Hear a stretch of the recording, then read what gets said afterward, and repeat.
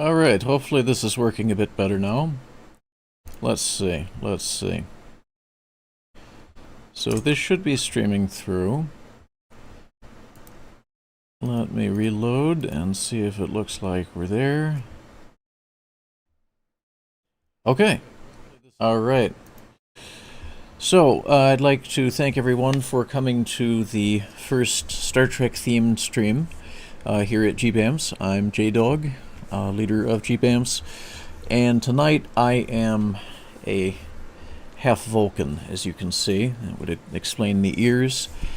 And I'm going to be talking a little bit about my love of Star Trek, and, well, mostly my love of Star Trek. So, I think we'll start with that. Let me just get a few things in order here technically. Alright. Yeah. Alright. Basically, should I start at the beginning? I think I should start at the beginning. So, I come from a Trek family. My mom was a big Trek fan in the 60s, in the inaugural run of the original series. And she's a big fan of Spock and Kirk, all of the original actors.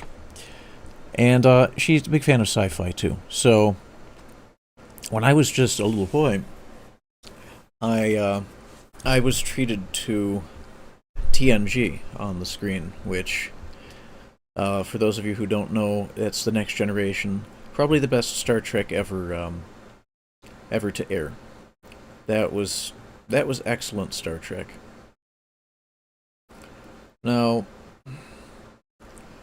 Star Trek has changed a lot over the years. Let me just, before I go into all that, and see if some of my chat mates are here.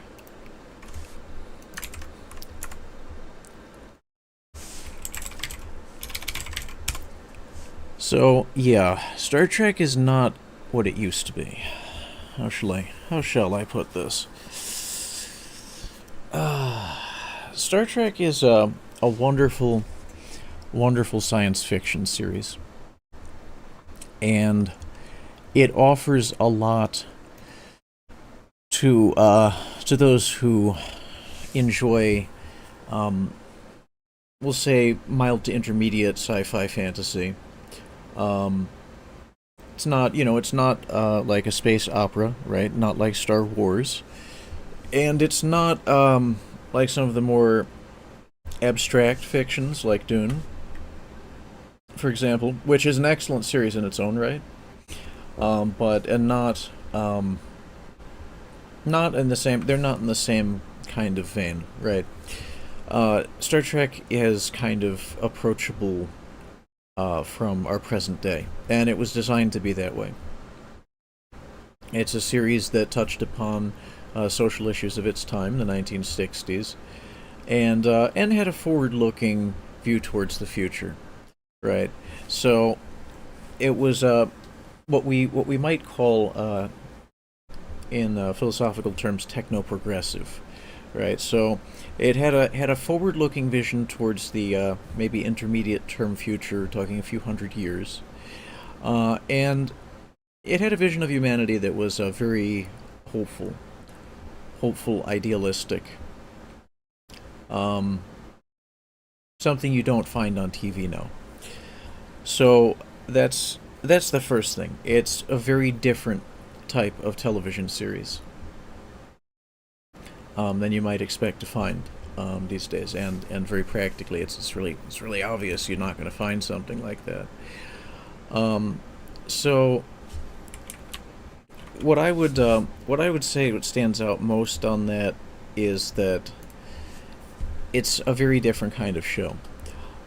There was and there still are a number of space-based science fiction fantasy shows on TV that are either airing or roundabout streaming or coming back to streaming. Some of those are pretty good. I have viewed a number of them. But for me, the top one always going to be TNG. TNG, also known as Picard Trek, a great show. Now, I probably ought to say what I liked about it. I liked the high concept of it. I liked the fact that humanity had a place in the stars in the near future. I liked the fact that there was broad cooperation between many different types of species. That the basic kind of goals that are seen to motivate day to day life now seemed a little bit more distant and not really present, or were removed kind of from the day to day motivations of the crew and everyone else that you would see for the most part in the Star Trek universe. Some people have criticized that as being a little too idealistic, being too unrealistic. That broad cooperation is it's unattainable and things like that. But I think that's I think that's putting too fine a point on it. It is fiction. So without delving into some of the more critical points, which we could get into later, I'd like to expand on the vision. It started with a notion of a society that had finally come to, basically a humanity that had come to peace with itself and with its own motivations in terms of what drives people, what moves human civilization, which at this point was unified in the 2200s, 2300s, year 2300, things like that. At that point, we put major conflict behind us. So the idea of any internal war on Earth or between planets that were inhabited by humans, pretty inconceivable. That's pretty much that's basically a foregone conclusion. It's one of the basic premises of what made Trek different from, and still makes it different from, a lot of other sci-fi fantasy. And again, that is a point that's criticized, but it carried it off very, very well. There are a variety of things that went into that Gene Roddenberry, the creator of Star Trek, the original series, he was pretty much wholesale creator of that one, and strongly influenced the development of the next series, the Next Generation. And he did some remarkable things. He suggested in his treatment for the original series, also known as TOS. That's Kirk Trek. All right. That humanity had moved beyond warfare, as I mentioned, and had sort of the term is post-scarcity future, a future in which humankind no longer was driven by basic wants and needs, which are seen to pretty much move everybody throughout the course of recorded human history, for most, if not all, of their lives, with the exception of those who seek and are able to enjoy a relatively minute strata of mankind, intellectual and leisure and artistic pursuits, right? Which has always been to some extent not as accessible, not as attainable, and not as rewarded. Point in fact, throughout much of human history, right? Much of human development.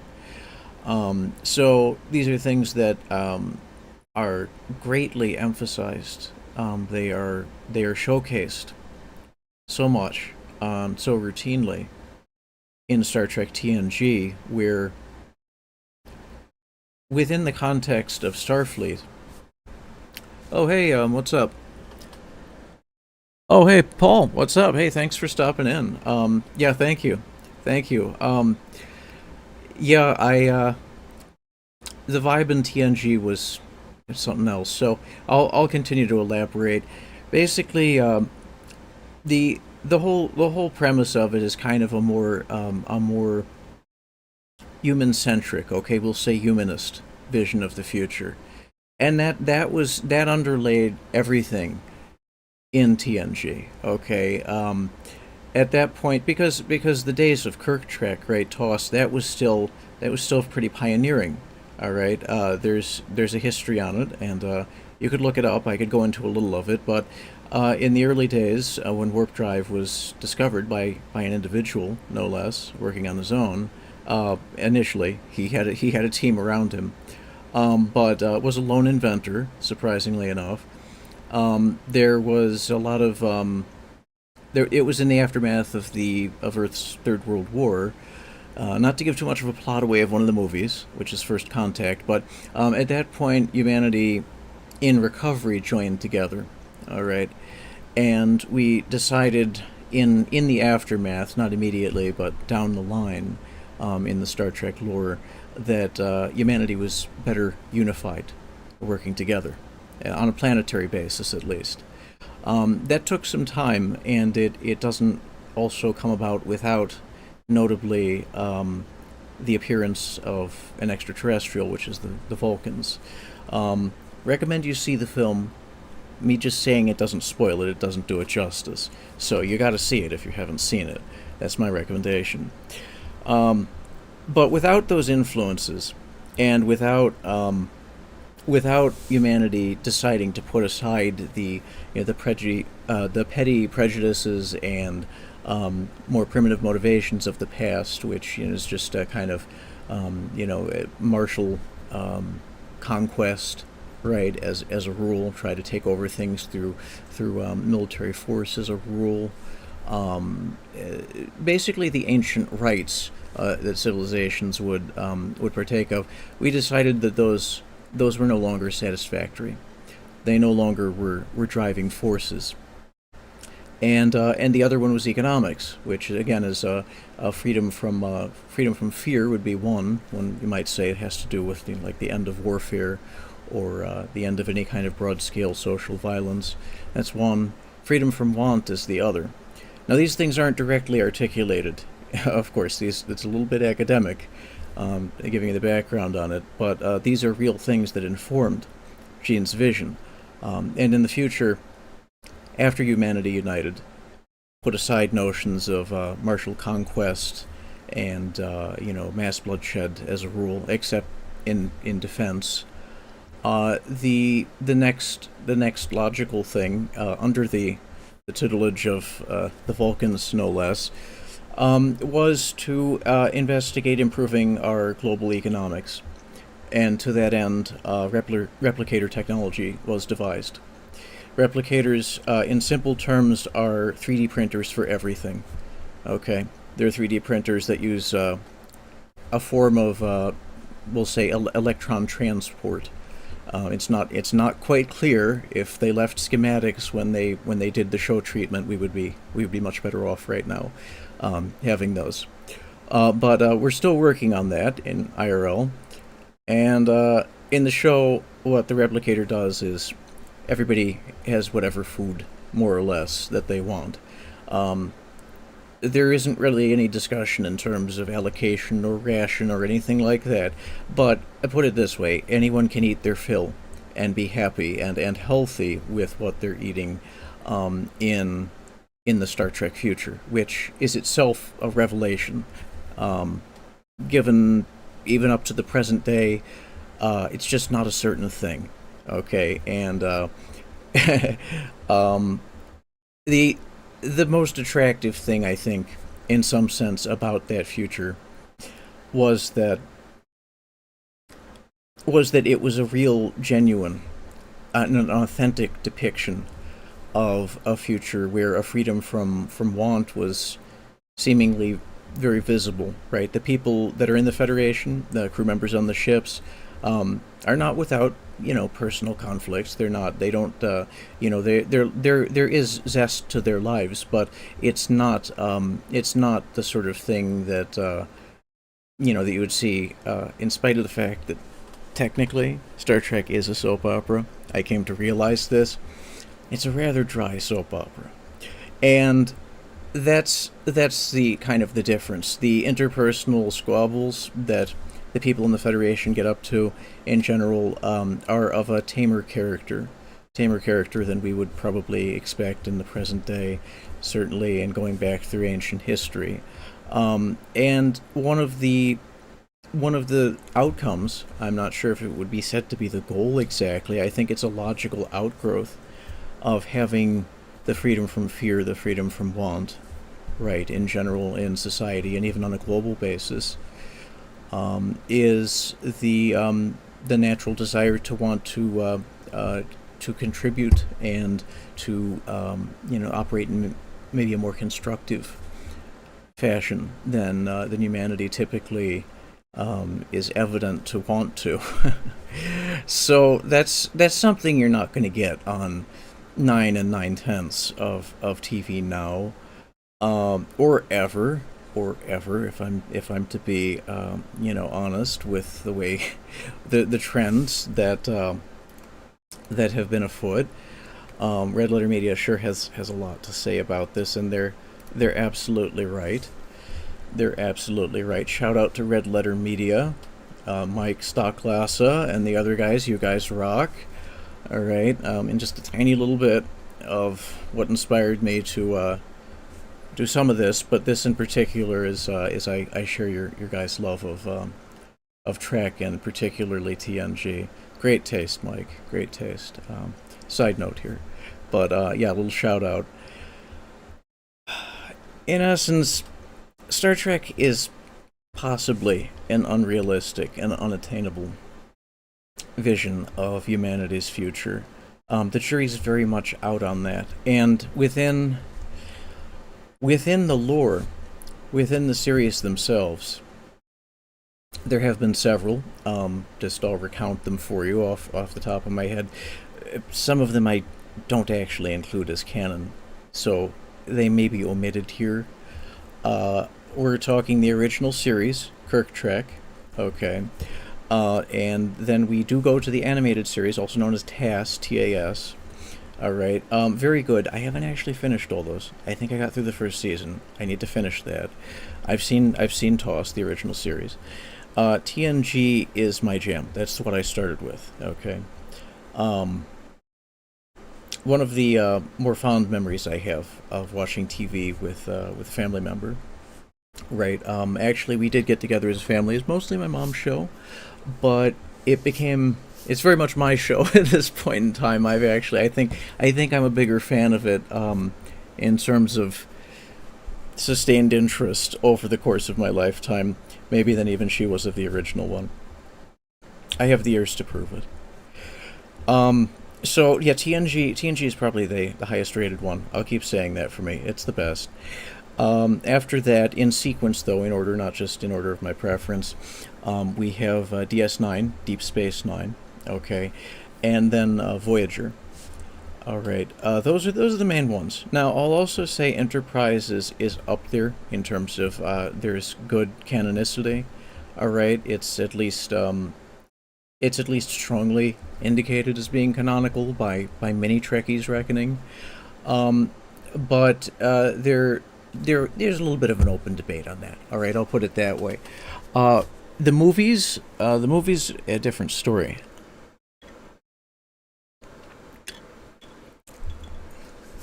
Now, I'm a pretty big fan of the movies. A lot of the people, well, I don't want to say a lot of people. There are many Trekkers. Some people go by Trekkies, some Trekkers. There are many Trekkers who disavow the movies. I can see that. That's a really long rabbit hole. It's really deep. Basically, when you bottle up, a bunch of episodes, you kind of get a movie, more or less. All right, in script terms, a couple other terms, and there have been some episodes of both TOS, the original series, and TNG, that frankly had writing and acting that was as good, if not better, than a lot of the movies. Just being honest here. But I include all the movies up until let me see here. I'm gonna say Dark Territory. I have to remember the name of it because after First Contact, they did kind of fall off a little bit. Okay. First Contact is itself considered to be a little bit controversial for Trekkies because some people say it's too far of a reach in the lore. It really isn't. It really isn't.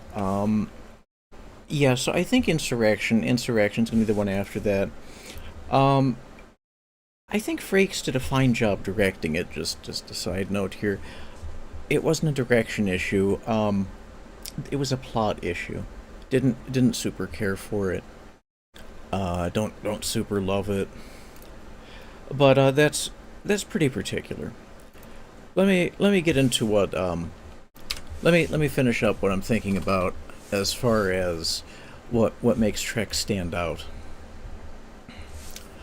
What makes it stand out, apart from the aforementioned things, is I think the effect it has on people. Okay, the what it means to people.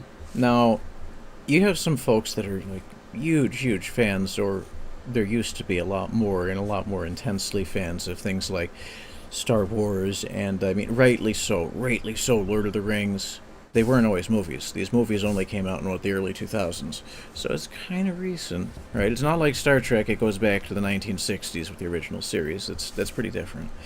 The Star Trek fandom, apart from being like the first, right? Because like Star Trek led the way for a lot of the other stuff that came later. If there's no Star Trek, there's no Babylon 5, there's no Star Wars, there's this kind of none of that stuff. Now, granted, the Star Wars thing kind of kick-started TNG, so there was a little bit of cross pollination there as far as like the success of one franchise has been known to jumpstart a little bit some of the activity in the other. But for the most part, they're separate. And Star Trek was the first. It was kind of the first major bold American. Hosted in America. It wasn't like themed for America or anything, but it's pretty clear in the time and place it was made, and especially in the middle of the Cold War, kind of early on, even a little bit in the Cold War. That was a vision of freedom, a vision of freedom and fortune in terms of just people living well and living contentedly, and living better among the stars, and on Earth, and on Earth. But I mean, the gimmick is showing Starfleet. It is showing people going out to the frontier at that time, and testing not just idle, not just contented to idle on Earth, which Earth is a very peaceful and idyllic place compared to what it has been historically in a lot of cases, as it's depicted in Star Trek when they do come back to Earth. But for the most part, they're out there.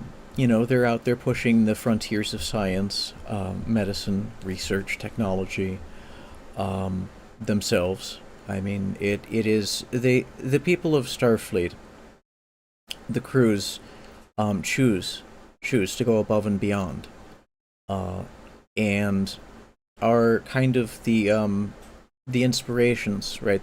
Some of the best of the best of humanity, that chooses to really to enter a life of service and push themselves in a time, in a reality where you really could, right, in an Earth with like replicators and no major conflict, no major scarcity, people generally cooperating, and technology that can generally serve your needs.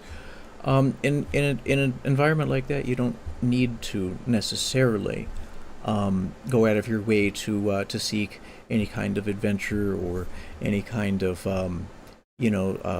special development for yourself, right? You could live peaceably well enough and very comfortably, just with the daily amenities that kind of level of civilization technology could provide. And for the most part, Earth does produce a consistent. Hey Tony, yeah, we're going full half Vulcan tonight. So thanks for showing up. Um, I don't have to do it. So I told you as a fan. Basically, humanity produces arts and science and the things you would expect, given the resources and given everybody has, kind of the time to do with that in that future. But for those who demand a little bit more, a little bit more danger, maybe seek a little bit more to make a little bit more distinction for themselves to distinguish themselves, then Starfleet is the way to go. That's the option, and it is a very fine reality in my estimation. It offers a vision that I would like to see come to fruition. Ultimately, something a lot more like it. And that's something that a lot of it can be credited back to Gene's original. Some people say hippie, a little bit hippie, right? Ethos. He wasn't necessarily himself one, but you could certainly look at Star Trek and say there's a little bit of that there, a little bit. But what it comes down to is Star Trek offered us to see ourselves, have a vision of ourselves as humanity, as a whole, right? As a whole species and a whole planet, as united and sharing the common goal of bettering ourselves. Not that conflict was gone, but conflict was minimal, and not viewed to be an objective. It wasn't rewarded. Okay. Economic advancement in the sense we know it, and even more so in some cases, historically, as a great driver of human activity, did not really inform the actions of people in the Federation, people of Earth, humankind at that time. There was more or less material equilibrium, but people had what it was more of a it was based maybe on people's desire and ability to maintain things socially. So I believe in a situation like that.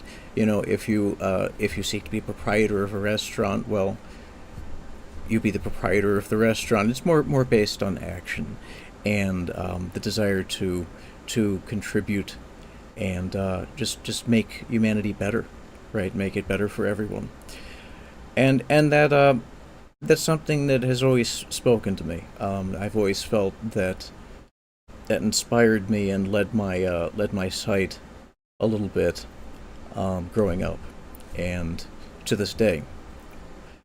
And I credit I definitely credit Gene for that, and that, well, I credit a lot of the writers. I mean, they had some fabulous writers on that show, in the original series and TNG in particular.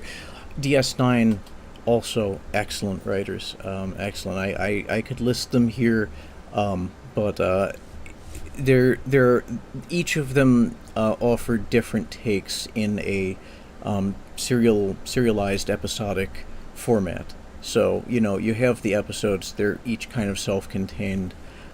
We don't have quite what we do now, where there are long arcs, season-long arcs, and long stories necessarily, as if it was early television. Even TNG maintained that, and that was part of the charm of it.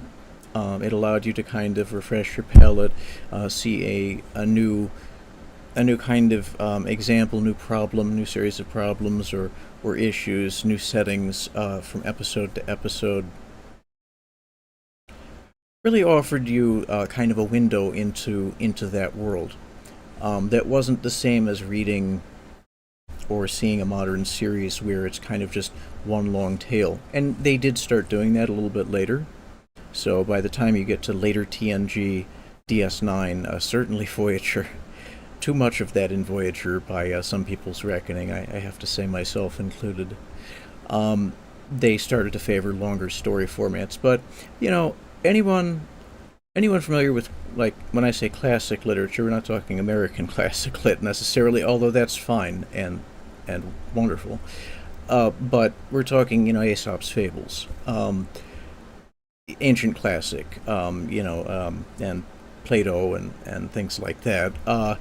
There's a bit of that. There's more than a bit of that informs Star Trek, both in some of the formatting and in the content of the programming, the writing, the underpinning of the writing. Okay, what we might call the ethos. Okay, not every television series has one. Most don't. The ones that do these days, especially what NU, right? New Trek, not real Trek. There is a difference. There's a huge distinction. Gonna get into that. That doesn't have one, or it's ugly. The original Star Trek had a beautiful soul. All right.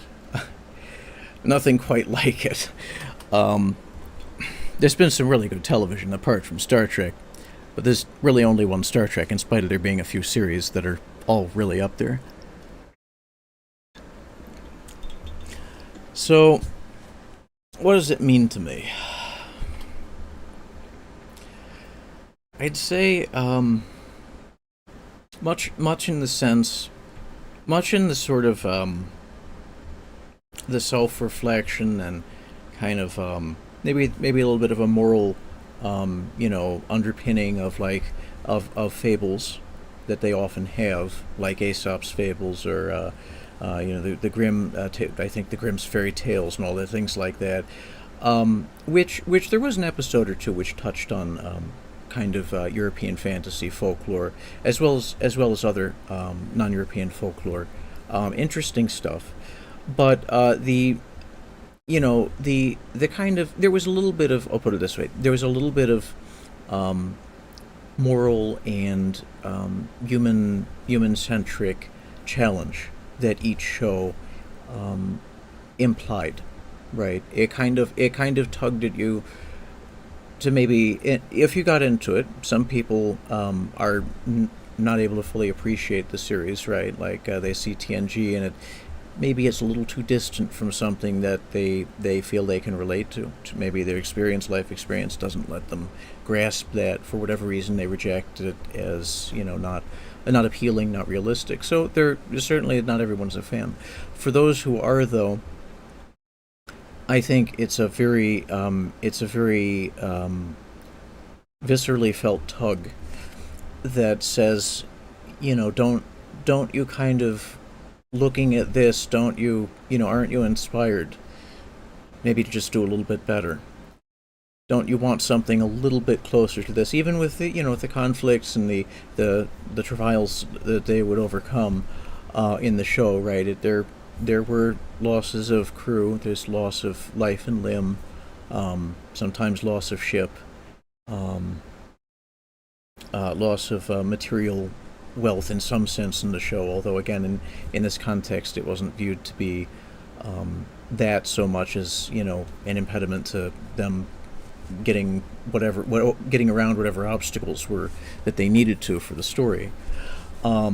These things happen, right? These things happen, but underpinning it all was a very gung-ho, which if I'm right about that, that's a Chinese term, means altogether. And a kind of a gung-ho ethos, right? Everyone sought to and acted to help everyone else, to boost each other up as humanity, right? Without great thought or necessarily any thought of kind of personal reward, especially in Starfleet, which is a dedicated service order. So when you pledge to Starfleet, you pledge to get the job done and help your fellow officer and enlisted members. It's not really a question. You've pledged. You're there. And I think underpinning all that was already the kind of the society that people were of a mind that they're going to do that anyway. The Federation kind of was just a formalization of affairs in that respect, and it was through the actors' very powerful performances that evinced this, It showed that, right? They showed it through their actions, right? It's not a story. Tell me if you've seen or heard this before in TV or video games now. You could tell me in the chat, or just I'll hear you, even if you're watching this later. Where they beat you over the head, okay, with the message, all right? A bunch of moralizing, hand-wringing bullshit about how they think, the writers, and we're not necessarily talking about good writers here. Usually not. Usually not lately. I do digress slightly, but sometimes you gotta. They don't know how to write. No. At the time, they did. They did. And the subtext of the stories, the subtext of real Trek, true Trek, not new Trek with NU, not new Trek, real Star Trek, is that a humanity that works together wins together. If I wanted to put it into a motto, okay. A humanity that it doesn't persist in petty squabbles, advances as a united species, advances as, well, I mean, you could say on an organism level, right? Very profound, right? Things that aren't, it's not really, hell yeah, I'm a nerd, and you are too, sitting here listening to me. Thank you. It's something that humanity as a whole approaches all working together, gung-ho if you will, but call it what you will. That's something that's it's pretty even now, and especially sometimes from day to day. We've given some counter examples, some counter signals. You know, it could be hard to conceive of, right? You wonder, is this attainable? Is this possible? It's something that anybody that gets into Star Trek, the lore and the series, you gotta, in the back of your mind, you gotta wonder. Maybe in the foreground of your mind, you're saying, "Hey, that's cool, but can we ever really get there? Is that possible, right? As a species?" It's an open question. But what was so persuasive about the writing, the acting, the sets, the sets look slick as hell. I mean, so cool. I don't know anybody that looks at, even, alright, people that have no interest in Star Trek, don't give the remotest of fucks about anything, they still think the Enterprise is cool, right? I defy anyone to, like, look at the TV, especially if it's a CRT, right? They were better. We know that now, right? They're heavy, they're clunky, but they're totally worth it, right? We just need them in HD, right? Crowdsource, right? Maybe we could make that happen. Somebody would like to engineer the next HD TV that's a CRT. So, it kind of called us on our shit, to put it in blunt terms, just ever so sweetly, as a show, right? TOS, TNG, right on through, we'll say Enterprise, where they kind of wandered off into the tall weeds a little bit. We'll get there. But up to that point, the writing was so consummate and the acting was so compelling, without beating you over the head with the concepts, without you hearing out of the mouths of the performers whatever was in the head of the writer, which is not much in a lot of cases now. Let's be frank. And whatever's there may not be worth hearing out of the mouths of the characters. So, a very different scenario, very different delivery. And their delivery was more or less superb. Okay, I'm going to give that to them. There's stronger and weaker episodes in all the tracks. But one thing which lasted up until Enterprise, where we, where we got some crying Vulcans and things like that, unmentionable things. Up to that point, been known to happen, but anyway, it was a really well packaged show, and it didn't it didn't deliver moralisms to anyone. It's just by implication of maybe a really well put together presentation of a future in which a lot of the things that the viewers at this point in time, we're going back to the 60s when these first aired, didn't have or could see the contrast in their own lives, offered you a real gut check opportunity in every episode.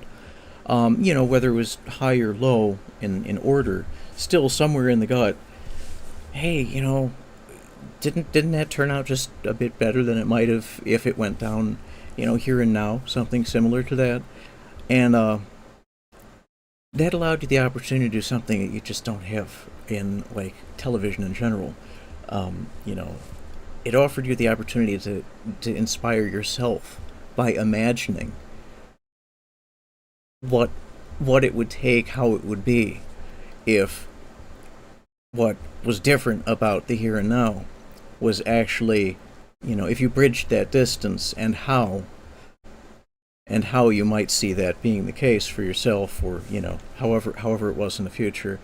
um, how much sweeter it might be to find yourself dealing with those conflicts and those challenges, and enjoying the kinds of relationships and luxuries that they had access to, than maybe you did around you now, but without beating you over the head with it, right? It allowed you to be inspired with a sense of longing for what they have, or seem to have.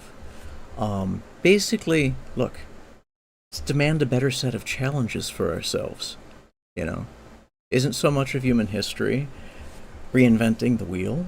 All right, isn't it so much of the same petty squabbles and disputes?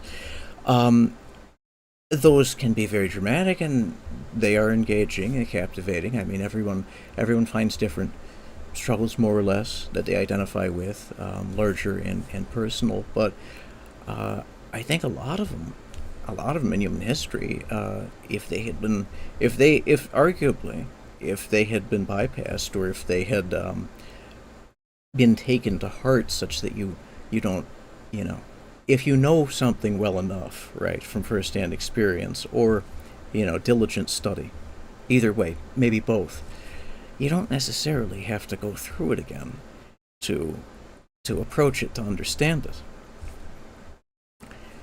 Knowing that, and big assumption here, but taking that to heart is something that maybe we could actually do better, right? Let's say education. Let's say education alone could do it. It's a real stretch, but education is it's a strong component. Let's say that, and some practical experience, right? Without necessarily reliving a world war, something crazy, right? But you know, um, yeah, a combination of book learning and maybe dealing with a playground bully. Maybe you arrive at maturity with a sense of, like, we just don't need to do the same things again anymore. And there's something like that could be said, maybe, for the whole species.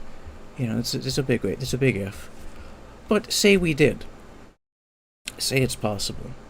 That's the implication, right? That's the implication that leads you, if you're thoughtful and you enjoy it. Some people enjoy Star Trek purely as entertainment. I love those people. I think they're great. It is that. It is that. You can hang on and just enjoy it. It's a pretty sweet vision of the future. But if you reflect on it, and I recommend that, because I think that's the better part of it, it gives you that subtle pull to say to yourself, suggest, to yourself, and maybe others, if you really take the lesson to heart. You know, can't we all give ourselves higher and maybe more? I hasten to use the term like social challenge, but more constructive challenges, more wholesome challenges, right? That could benefit, not only us as individuals, but everybody, and pretty much everything, um, at any given time. I mean, how much better would it be to take away a lot of the neglect in social and practical, right, material terms? Think of all the housing that goes uninhabited, for example, every day in America, and everywhere else, and take away the inefficiencies and the oversights, the neglect, take away kind of the sense of ethical detachment for the betterment of all of humanity, which is pretty easy to do. It's kind of how, when you boil right down to it, especially maybe not growing up in the first world, by necessity you have to look out. You have to look out for number one first. And that's never a totally bad rule, right? Society as a whole can suffer from the lack of attention and action to everybody's needs, to the whole, right? The needs of everybody all considered, and that's a concept. That's a concept there that leads me to the Vulcans. Yes, the guys with the pointy ears. Their influence on humanity in the lore, and in the canon, the writing, very very substantial. The Vulcans were the first species that mankind made, alien species, that intelligent, that mankind, we might say humankind. In the original series, they did say mankind, though, in the intro. So we're not going to fix that right now. Don't care. When we encountered the Vulcans,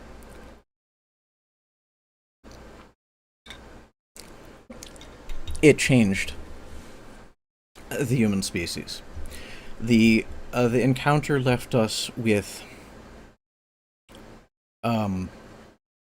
a refined picture of ourselves as a species.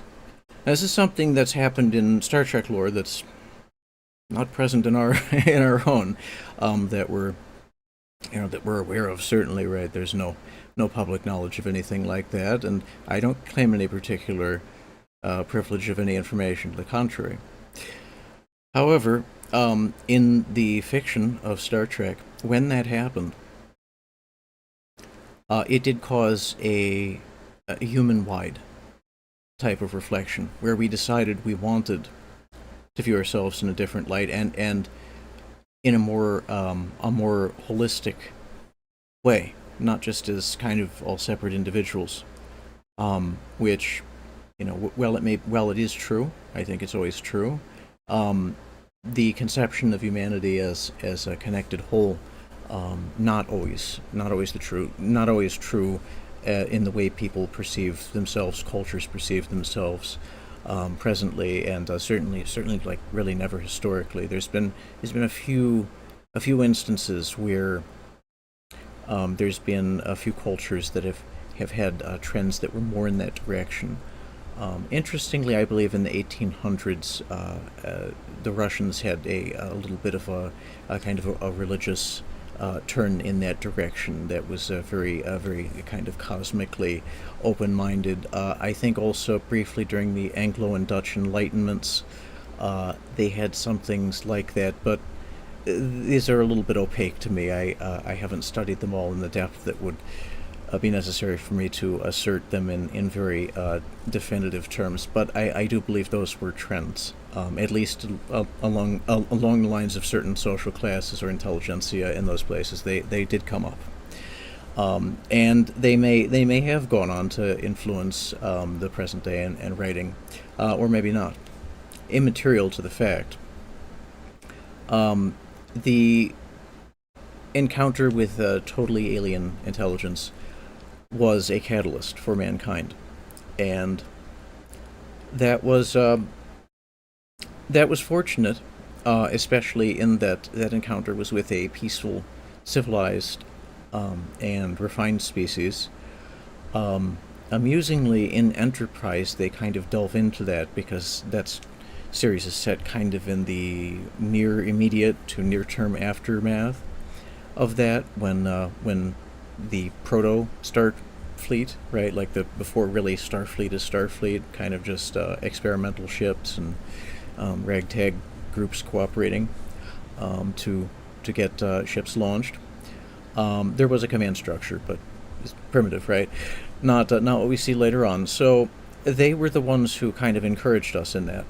Although, and this is the plot of the movie, so you might want to skip over the next bit if you're a newbie to First Contact and don't want me to spoil it. But for the next minute or two, I'm going to kind of do that. When we encountered the Vulcans and they landed here,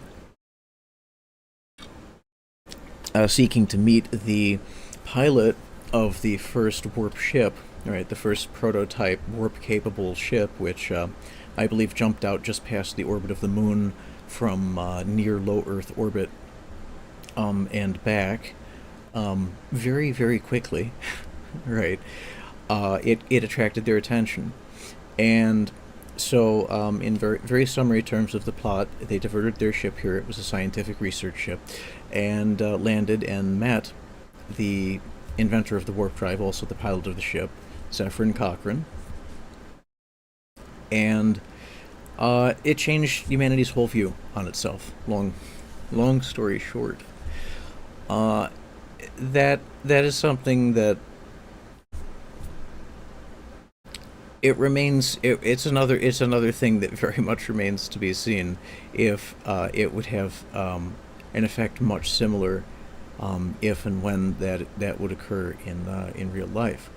But what is noteworthy about it, especially, is the influence it had, because what really colors that, what kind of helps define what that means to us. And in their case, I do believe they had already met other intelligent species. So it wasn't first contact for the Vulcans; it was first contact for humanity. It turns out they were a very disciplined, like emotionally disciplined, which is to say, kind of suppressive of all emotion, if you know anything about the Vulcan lore.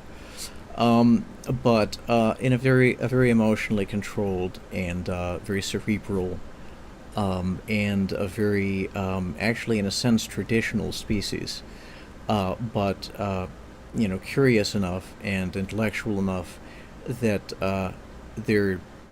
their traditions would it allowed them to explore the stars and to live amicably with a number of other species, and that is the influence of that couldn't be overstated.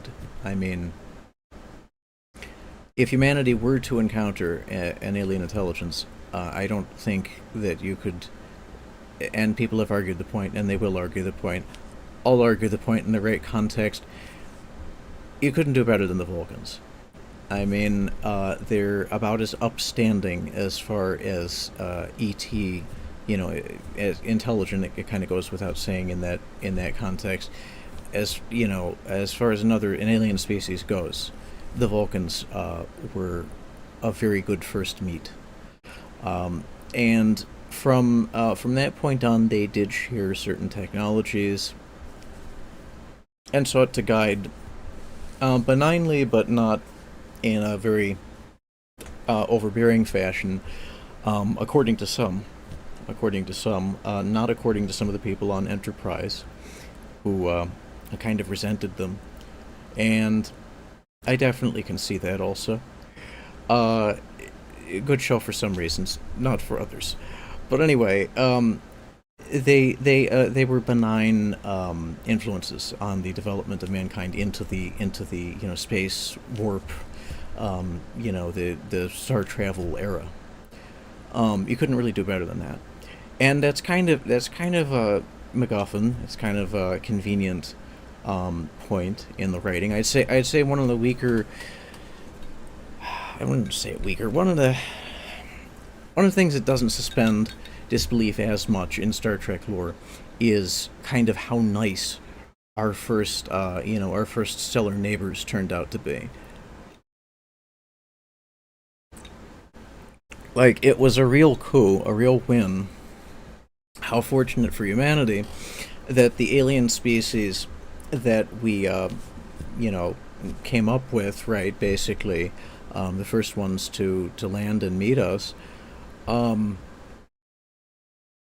were of almost entirely of a benign character, right? Fairly unrealistic, perhaps. Perhaps we should be so fortunate, uh, in reality, to find a species that has, any number of, much less many, much less, all, right, warts and all in some cases, of the traits of the Vulcans. Not a given thing. I don't think anyone could be under any. We have how many movies, how many books, right, from Wells and whoever wrote. I probably should know who wrote Independence Day. I don't. It's pretty good though for a movie. I don't think it was a book before that, so they did a pretty good job. We have all the other. We have the counter examples, and they all kind of suck to varying degree. That's kind of a gimme, right? In Star Trek, that's the biggest gimme of any of the treks. Is our best buddies are also more or less our next door neighbors in space, and plus we had a good introduction. Does it get better than that? Does it get better than that in real life? Right? I mean, is growing up or moving someplace. I mean, in anything, it's pretty damn good, isn't it? So that's the biggest gimme in Star Trek. But it's a great gimme. It's a great gimme because it allows such stories to be told without an evident and dramatic reversion or a course change to something that frankly resembles everything, to greater or lesser degree, that's already kind of a fail, or certainly like, zesty but maybe not optimal in terms of part of human history. Uh, it allows us to suspend disbelief if you allow yourself to, and say this is a bit of an alien idea. You know, having kind of this very even temper for the Vulcans. They really suppress their emotions pretty much uniformly, except for very rare occasions. Okay, and dedicate yourself to the social good, the big picture, right? Do not just whatever feels good, or not just whatever you think is going to gain you, but kind of what's going to boost everybody else is what needs to be done. Whatever it is. In the Federation, you're going to get delegated and assigned duties, but no matter where you are, civilian or in the Federation, that's kind of the basic instinct, right? I mean, with the basic needs met, right? And there's a whole lot of theory and academic work and psychology that goes in behind this. If you really want to examine it in IRL, not the scope or my interest here, but there's a good question. If you have a bunch of people, or at least everybody within a given area, kind of uniform in that respect, with all their basic needs met, are they going to all be couch potatoes? All right. Is anything, are they going to get up to no good? Are they going to actually have the social inclination to do what social needs are there that need to be done? And it's kind of an open question. It's not a given thing. Human history is, well, it's mixed on that, in my estimation. But it also is, we haven't really been tested on that in any really broad sense. It's not quite been available or possible, at least that we know of, and at least for any length of time. Episodes in human history where people are pretty much well fed, reasonably well educated, and not either under some kind of condition of you know some kind of duress, right? They're not under any kind. They're not subjects, and they're not subjecting some other people, Um, Fairly rare. Okay, I think it's fairly rare to say. This is a whole lot to go on there, so it's a little bit deeper of a dive than we can do right now. But that's a big open question. It's a big open question, and it's a question I would like us to try and see and grapple with. Like that seems a lot more feasible to me.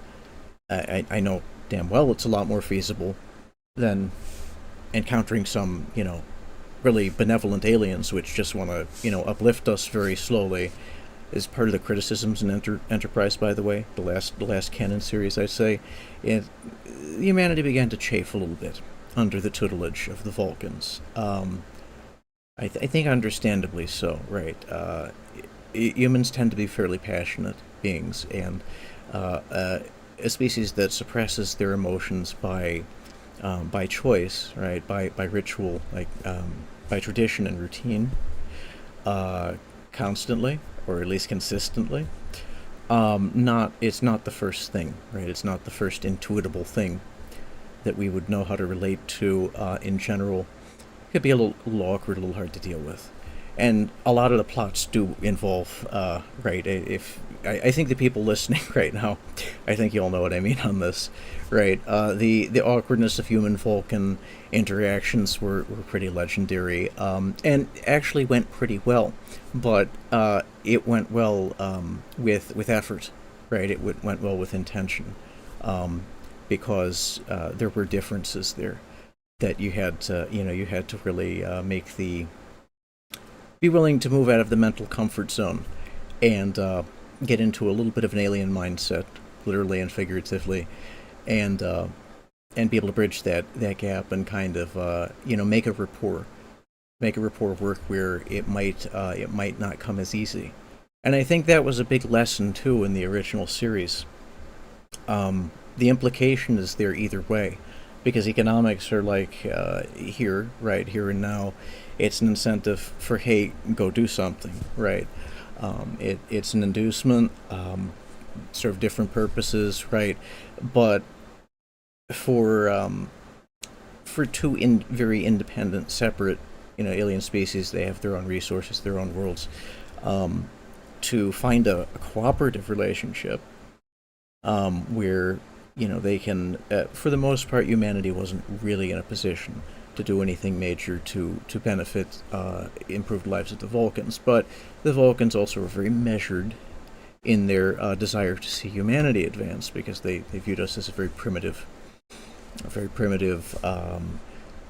but not entirely backward species, right? We had potential. That's basically how that relationship looked in all the lore. Until we kind of exceeded them in a number of respects, but that's down the line, right? That's down the line. So just having that kind of relationship, very how shall I put it? Very unexpected, right?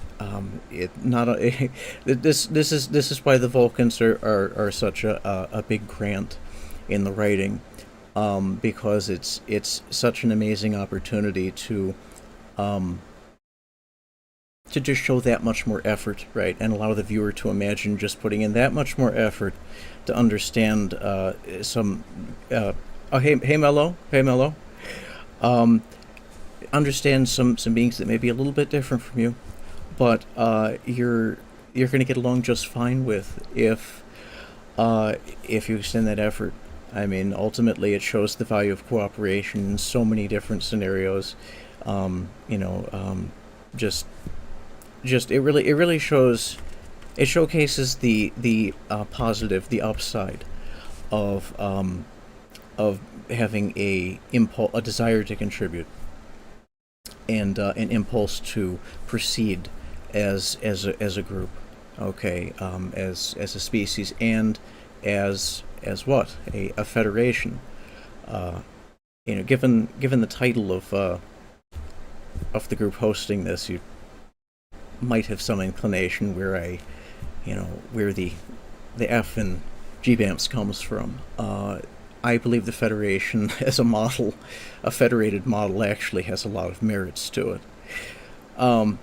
And the Vulcans, in turn, when humanity did finally excel them in some respect, in part because, as they acknowledged, actually, I mean, Spock certainly did, the quintessential Vulcan in Star Trek, in several series, because of our irrationality, right? Because of our desire to reach the maybe seemingly absurd, the unobtainable, right, or unattainable. That was part of. They've been growing all my life, Mellow. Yeah, they start a little pointy, but they just keep growing. I think it's in old age they just keep growing until you croak, and then they probably resemble elf ears. But I haven't tested that yet. So I lost my place there. That's a good question.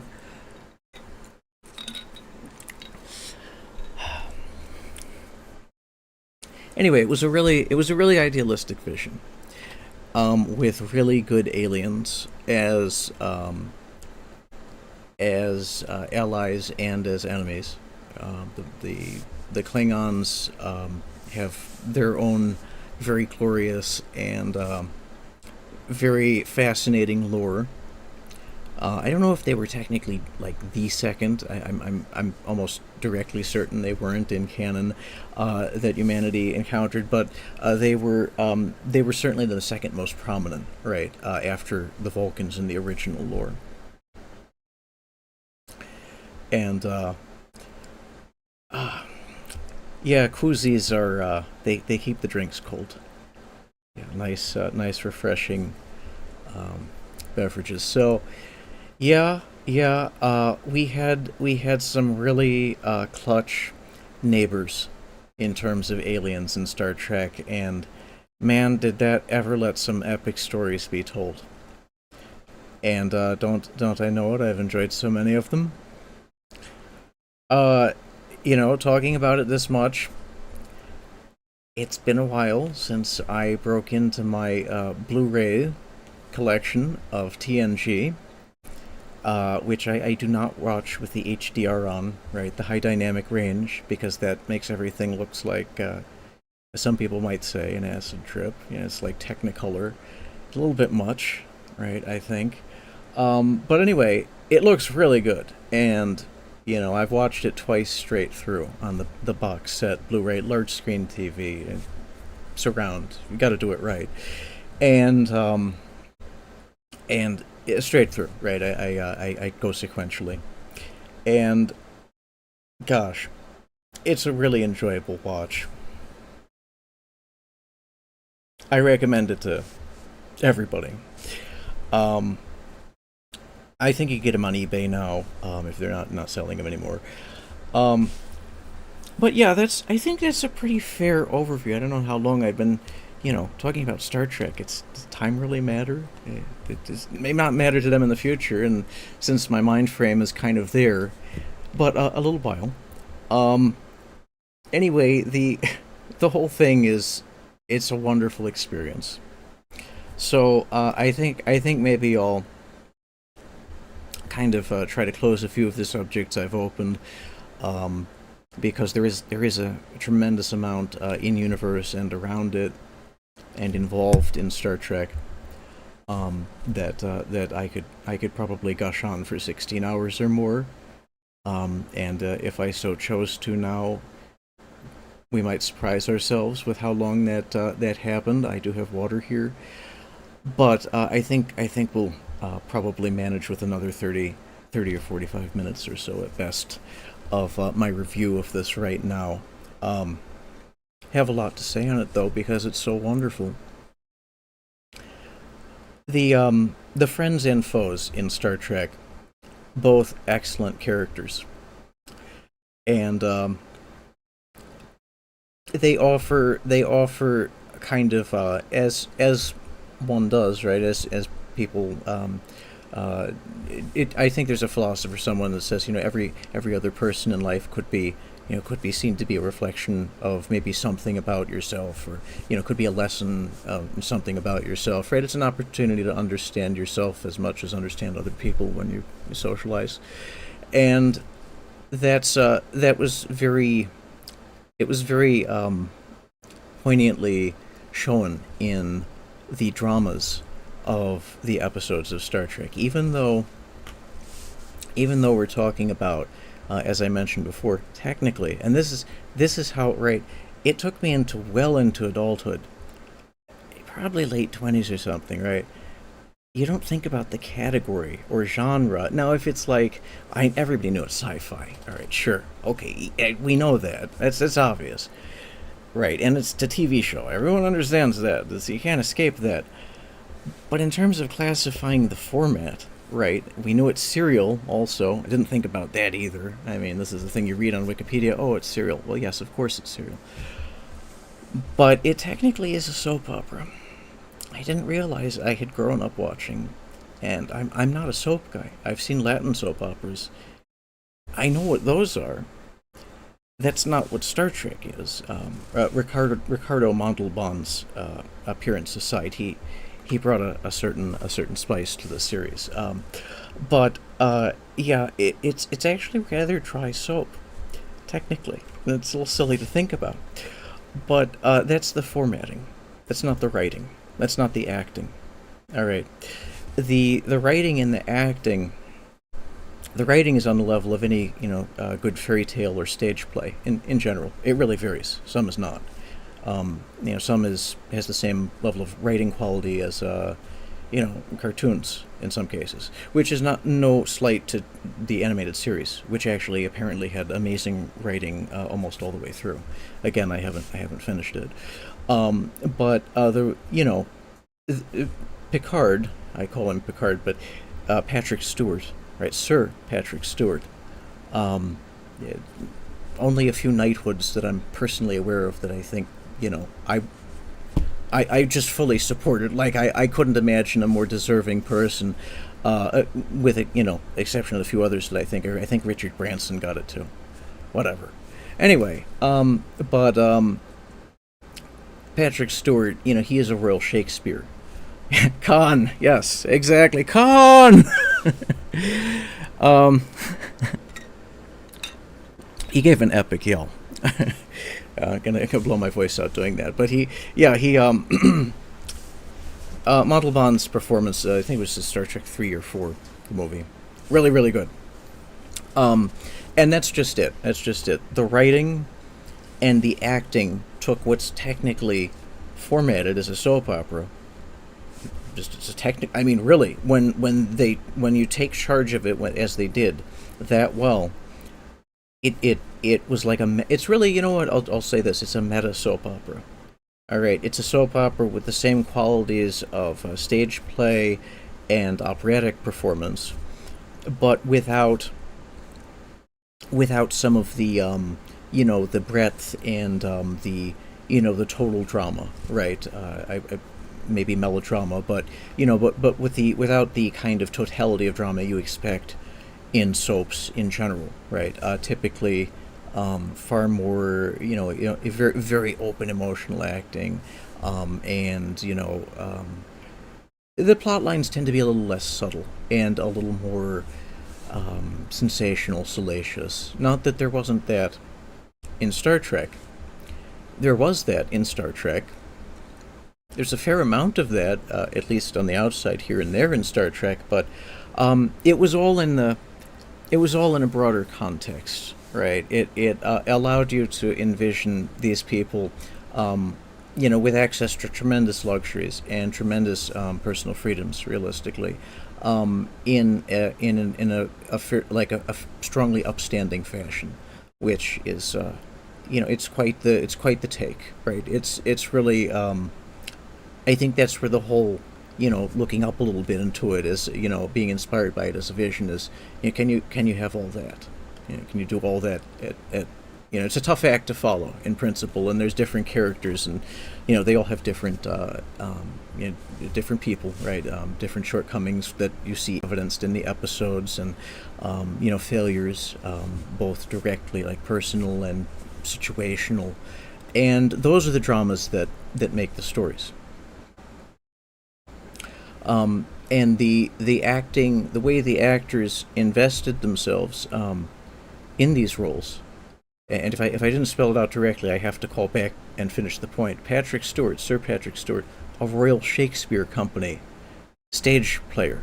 Now he's an actor's actor. You just don't blunder your way into the Royal Shakespeare Company, right? Second City, also pretty good, right? Fans of comedy, and I'm not going to put them on the same level. They're not the same level. Really good though. Anyway. Royal Shakespeare Company, Patrick Stewart. The writers made stories, especially in TNG, I'm going to say. They both, TOS had very strong stories also, but TNG worthy of the consummate stage actors in some cases. Let me just draw a bright line of contrast here. Not celebrities, right? We're not talking about Hollywood, flotsam and jetsam. All of these people, and arguably some were better or worse, and maybe had better or worse characters in writing in each series, stands to be discussed. But all of them were consummate actors. No one wandered onto a Star Trek set, and nobody was there by accident. Okay. They all to the greater or lesser degree killed it, and many of them more than sold their performances. Something that's notable, right? And I think if you go in the background, right, if you're a Trekkie, if you're a Trekker, you're a Trekker all the way, okay. As these things as these things go, if you follow the lives of these actors, they stayed in touch their whole lives. I mean, they have camaraderie. The original series and TNG actors in particular, and some of the later series, these people are very good friends, right? They forged lasting and real, not fake Hollywood, real. You see it when in the interviews. You see it if you go to convention or something. These people genuinely know and love and like and love each other, right? I mean. Not that they've all gotten all along. Some of them hate each other. There's a couple. There's one or two. We're not going to talk about it, but here and now anyway. But but they all are close. All right. In a way it's hard to find, seldom seen, almost impossible to find in acting in general. They're kind of big personalities. Tends to be like the herding cats thing. You're never really going to see that in general. You see it in Star Trek. You see it actually in the real lives of the Star Trek actors. They brought something back from those experiences on set and acting out those roles. Let me just reach out just a little, just ever so far, and pluck out the obvious there. If there wasn't something about the vision that was being expressed there, if the writing was not, what it was. And they didn't. It's so clear they did, right? Given they embodied these characters, and it got to express this vision in the fashion they did. If you look at their real lives, isn't it so clear that they took something back from that? It kind of lends credence to it. It makes it that much more real for me. In a sense, right? Just in reflecting on it, it lends credibility to the truth of the vision, in my estimation, given the outcome of these enduring friendships these people have. That's just one example. That's just one strong point of evidence, in real life evidence, I suggest is in favor of something closer to the Star Trek truth or the Star Trek vision, in support of it. Certainly not the only one, but it's a very, directly and personally relatable one that makes sense, and it's plain to see. You don't have to know anything about Star Trek to look at how these people interact when they're interviewed together, and you sense it. It's right there. So that's a very good example point, case in point, I think. Going back to the style and the performances, they all owned it very well. Some of the characters, I think, especially in TNG, I'm going to say, weren't given as much development, and some of the stars probably weren't given as much opportunity to shine as they like. I mean, I've watched enough interviews, know enough of the backstory to know a fair amount of that lore. And some probably were maybe given a little bit more, a little bit more leeway than they probably were merited for their for their ability and interest in the series. But it's a matter of opinion. Shut up, Wesley. But as a kid, Wesley, great character. And Picard, though, I think, speaking of the characters that inspired me the most, I think I'll go there. Is I think Picard probably strongest influence. Now the writing is great, again, in almost all cases, but having that Shakespearean serious but tender. It's kind of a fine line, right? Sir Patrick Stew knows how to thread the don't they call them auteurs, the autorial needle, right? Not just an actor, but an actor's actor. He understood how to deliver those performances. And he refined, and importantly, perhaps more importantly than knowing, but I'm glad to hear that, Retro. He refined his performance. I think that's actually the real kicker. That's the big thing about Sir Patrick Stew, and no disrespect intended in shortening his name. But Patrick Stewart, in his acting, is he came in ultra serious, to the point, infamously, famously, and very funnily, where he was, after the first season, or roundabouts when it was getting to close of the first season, he called a meeting with his co-stars, and chastised them all, right, about how much horseplay there was going on the set. It's too much kidding around, too much joking.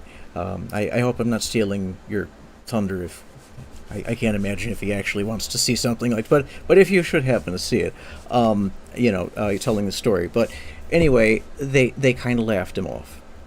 All right, they took it seriously, but I think there was a mutual point of reflection. This is paraphrasing. You got to hear it from Sir Patrick himself, where he came to realize that it was it's kind of absurd, and the team spirit, right? The team play overtook the individual egos at that point, and the rest is history. Very inspiring in fictional terms, actually inspiring in factual and actual terms, all the way around. But his improvement, Sir Patrick Stewart's improvement as Picard, as an actor, actually probably, all of the character arcs, the programmed character arcs, the written ones, were inspiring in their own rights to whatever degree. Most of them quite a bit. But his improvement over the series, completely dramatic. Complete, just on its own, human dramatic, without the rating or the plots. You can see it, you could feel it. He became the captain. He started coming in pretending very well to be the captain. He became the captain. He became Captain Picard. Still Patrick Stewart, but on set. Completely owned the character, and comfortably owned it. Okay. Um, Something else. Really masterclass acting, and they all did a great job. I could gush and will, given the time and place, which I'd like to go on for an hour about everybody. I don't know if you're if we all have the time, but I'll start with Sir Patrick.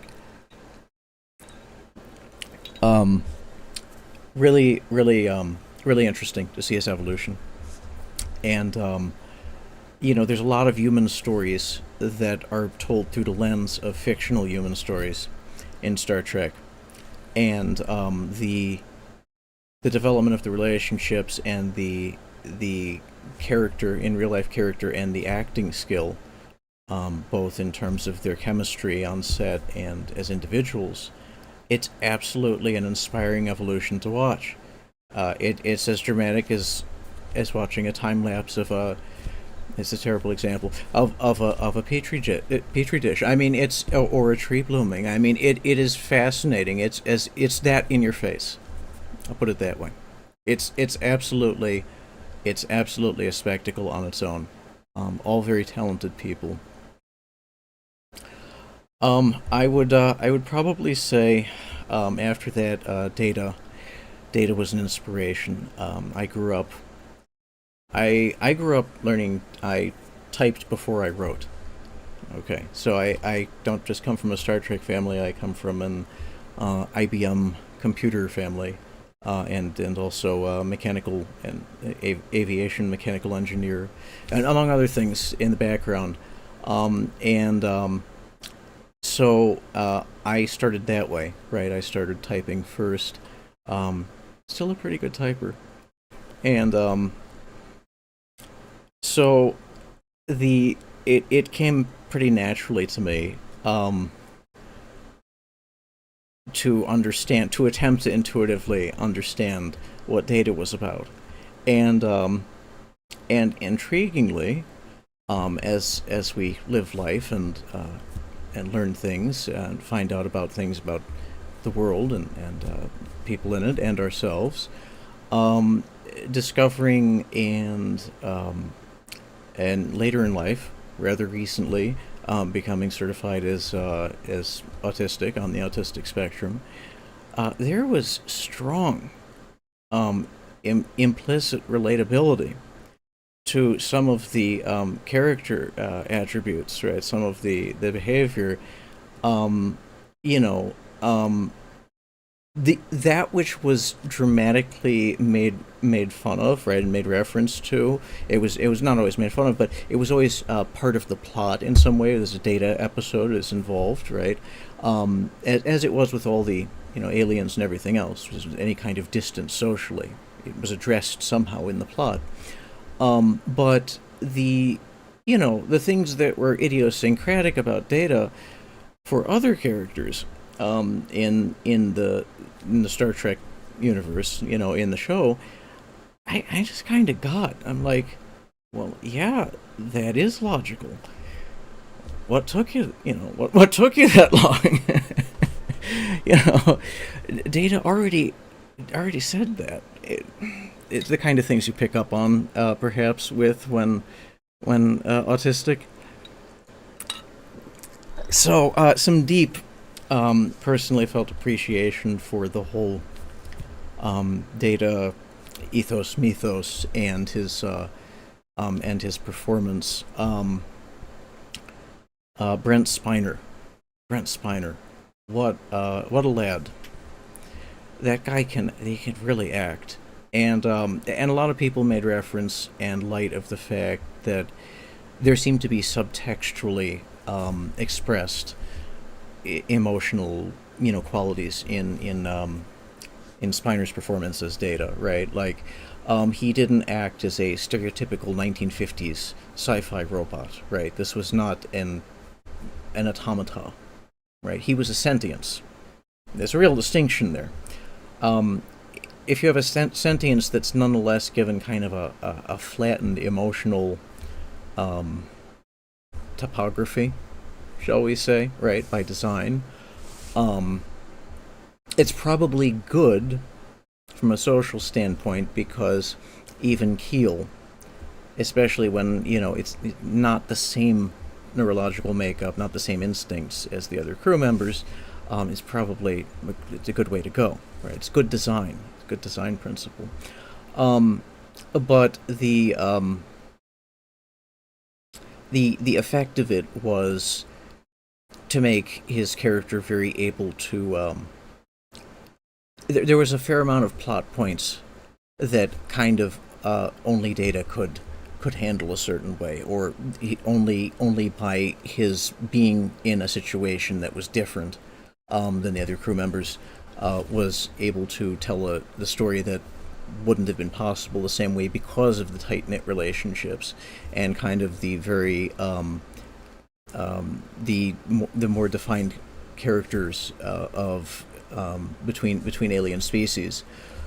It might not be expected, whatever the plot outcome was, and Data kind of was able to be a little bit of a wild card, and allow also the viewer to see things a little bit through his eyes, where there's less assumptions about what his reaction is going to be. So that was really that was very inspiring to see Spiner act as Data. That was something it offered a lot of storytelling potential that would be hard to do otherwise. And I think allowed the viewer to also bring some of their own feelings to kind of invest a little bit more of yourself, right? In the same way you might Spock. But Spock was purposefully not investing himself in the emotional side of whatever the circumstances were, whereas Data was somewhat more oblivious to them, but still cognizant of them if you draw attention to it. So those two characters definitely strong influences. I'd say also Riker, Deanna. They all are. I mean, they all are. Worf, I liked a lot. He got shut down too much in the show. He got shut down too much in the show. I think people make fun of that now. I also liked early on Tasha Yar, the actress behind that. She didn't continue with the series, but she originally was the security chief. It would have been interesting to see how the events in the series would have unfolded if Tasha was still there, but she did make a cameo, and great actress in her own right. She also apparently stays in touch. I think Denise Crosby, I believe her name is Denise Crosby. I do know just about all of their names. So, and if they escape me momentarily, I will think of them. So what that allowed, though, is Worf to become a much more defined character, and I'd probably say it really, if I was really look at it distinctively as each character, not just the totality of their performances, it's going to go Picard, Data, Worf, because Worf had the backstory, he had the warrior ethos, which was different than the Federation, and his instincts and his cultural background is so it's in such a contrast in terms of the mythos, right? He was raised by human parents, so there's an overlap, but in terms of, like, if you kind of scratch the surface more, right, because he's aware of his his people's customs and the differences in the Federation culture, which is cooperation centric, versus the Klingon culture, which is conquest centric. They're very profound and dramatic, and so that was also another, based on the character, that was another opportunity to be a great storytelling device in the plot. So that's why in TNG so many plots do revolve around Picard, Data, and Worf. Oh, fuck yeah! I love Worf's style, and let's face it, okay. The Federation. I'm doing a Picard maneuver right now because, as we know, these things they ride up and slouch with. This is the 24th century, and the we still need to iron things apparently, right? But right here and now, Anyway, is this visible on there? Yeah. Okay. Well, anyway, those three guys are the best. I mean, that's why in a lot of I think the NES had. I'm pretty sure I played it. I'm pretty damn sure it was NES. The TNG game on NES, having like a Picard Data Worf away team. I think you could do three characters, or if not, any of those two. It's pretty much guaranteed success. Like that's your that's your that's your A team away team. Those guys. So I mean, wow, what a dynamic trio, and there's seven of them on the bridge crew in TNG normally. Great teams, great teams. So I also a big fan of Geordi. But he kind of offered, along with Guinan, who came in, Whoopi Goldberg, later in the series, kind of offered a different a change of pace, right? Because we're talking in engineering, which is automatically a change of pace from command a command section, like the bridge. And 10 forward, which is kind of like the lounge in TNG, it kind of offered an opportunity for more reflective and contemplative and intuitive plot lines to be explored. And I really enjoyed the interaction between Geordi and Data. Their relationship was multifaceted, right? You have a sentient android who aspires to be human and fully emotional. Arguably, subtextually, you could infer already emotional, and we later find out he is programmed that way anyway. Just not necessarily to express it or be aware of it. Again, shades of autism in there somewhere, perhaps.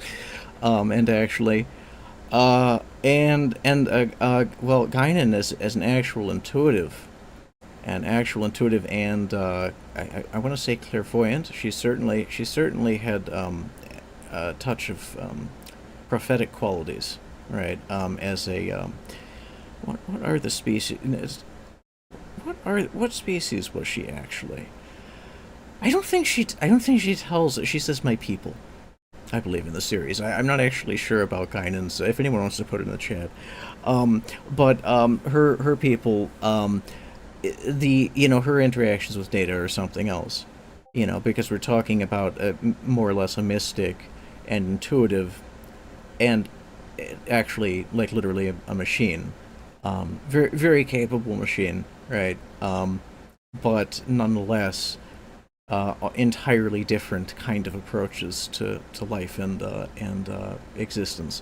So the stories that could be told there and were told in TNG in particular, very inspiring to me, very near and dear, close to my heart. And that's worth babbling about on end for, I don't know, 2 hours, some thereabouts, more or less, and more about. Easily.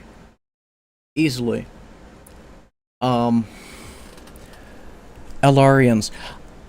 Yes, that's right. She actually was. Thank you, Retro. I appreciate that. She was the same species as the guy who was in, what is his name? In Generations, the opponent in Generations. They're both Elarians. That's right. That's absolutely right. So yeah, that was Guinan's species, Elarian, and I don't know if we really knew that until that movie.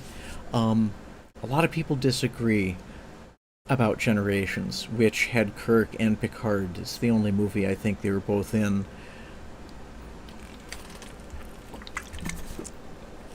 Oops. Anyway, yeah, that was a pretty good movie. It was not the best, as far as Star Trek movies. First Contact, I would say, is the best of the Star Trek movies. And I could go in depth on that. It's kind of the toss up though, in terms of rating. What I would personally rate it. So I've talked about probably my biggest inspiring characters. Now I'm going to separate those by series because I mean I gotta say Kirk in the original series. I think everyone's hero in the original series is Kirk. For some people it's Spock. Spock is really up there for me, but I'll get on to TOS another time. So the where were we here? The movies. In terms of ranking the movies, I really like. I consider all of the original series movies canon, with the exception, realistically, I think of 5 and I believe there was a 6th. There's been quite a few of them. Anyway, I think the 6th was Generations. I have to verify that. I can't think of the name of it because it wasn't much. I'll put it this way. The 1 through 4, reasonably solid Star Trek, the original series movies. I think the whale movie 4, I mean, is amazing. Scotty's lines in that movie, utterly the best. Some of the best Trek quips you've ever heard. Right? There be whales here, Captain. I might have butchered it, but that was great. And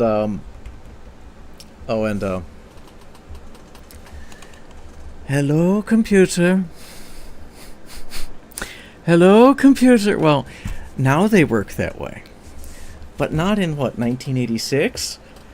Yeah. No. No. Not even close. Not remotely. Those were some damn good movies. So 1 through 4 pretty good. 5 and possibly 6 here. Maybe missing one on that. Not so much. 5's plot was ridiculous. I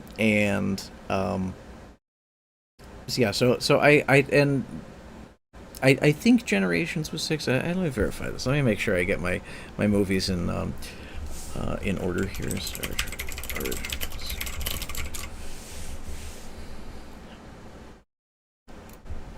All right, and there were typos in that, by the way. I was typing a little quick, but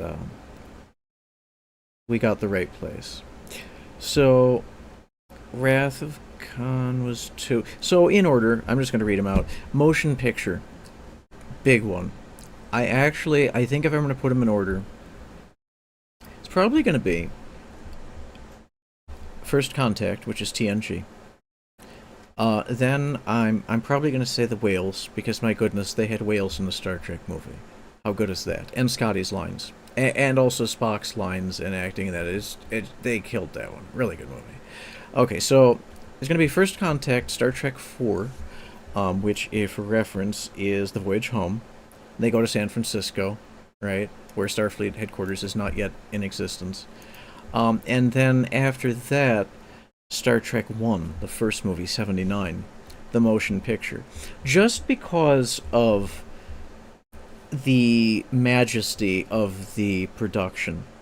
Now, I guess there was, if I'm right about this, there was a writer's strike around that time too, and they wound up not being the script was a little light, ultimately, both in dialogue terms and in some nuance, which is probably why, and if I'm not mistaken, it's directly why we got all the sweeping visuals. And I mean, for practical effects, because of course it had to be practical effects at that point in time. Just breathtaking, really breathtaking, beautiful visuals, and kind of awe-inspiring. The kind of stuff you see in the HD Hubble photos, not the grainy, fuzzy, optical impaired Hubble photos, which is how it launched. It launched with an optical defect. For those who remember. I was in grade school. I remember. Or even the ones they brought back immediately after they fixed that, which was not immediate. We're talking the ones down the line. I think they replaced something on it. And anyway, the ones we have now and the stuff we have after Hubble, really, really good. But they didn't have them in 1979, and they still nailed the visuals. So how good is that? So those are my top three. But just to list them all, Star Trek 1, the motion picture, 79. Star Trek 2, Wrath of Khan. Khan! 1982. Fantastic movie. It had Christy Alley in Star Trek 2. She went on to do a bunch of other things. She was in Cheers, too. How great is that? Anyway, wonderful movie. 3, The Search for Spock. Some people actually, I think, panned that. A small number of people. They may not be totally crazy, because a few technical things about the script. But completely compelling performances. It's a great movie. Forget about it.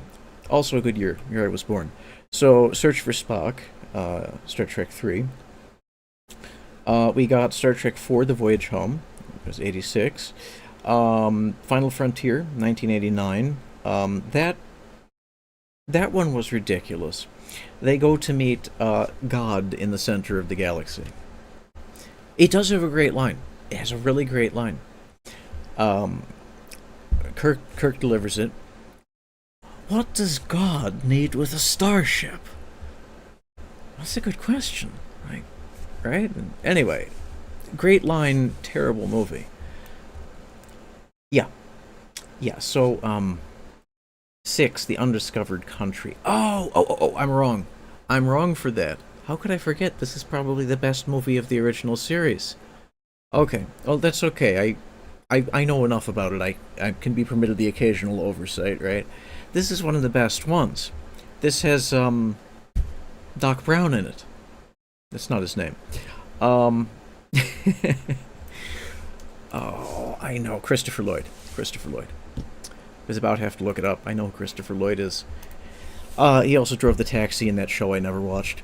But and he was great as Doc Brown, needless to say. Wow, how great was he? He'll be forever Doc Brown. And they're still friends too. Fox. Oh no, I don't remember Michael J. Fox's name. Michael J. Fox. They're still great friends. Those when you come out of an acting, not just a gig, but certainly a repeat performance, and you're like great buddies.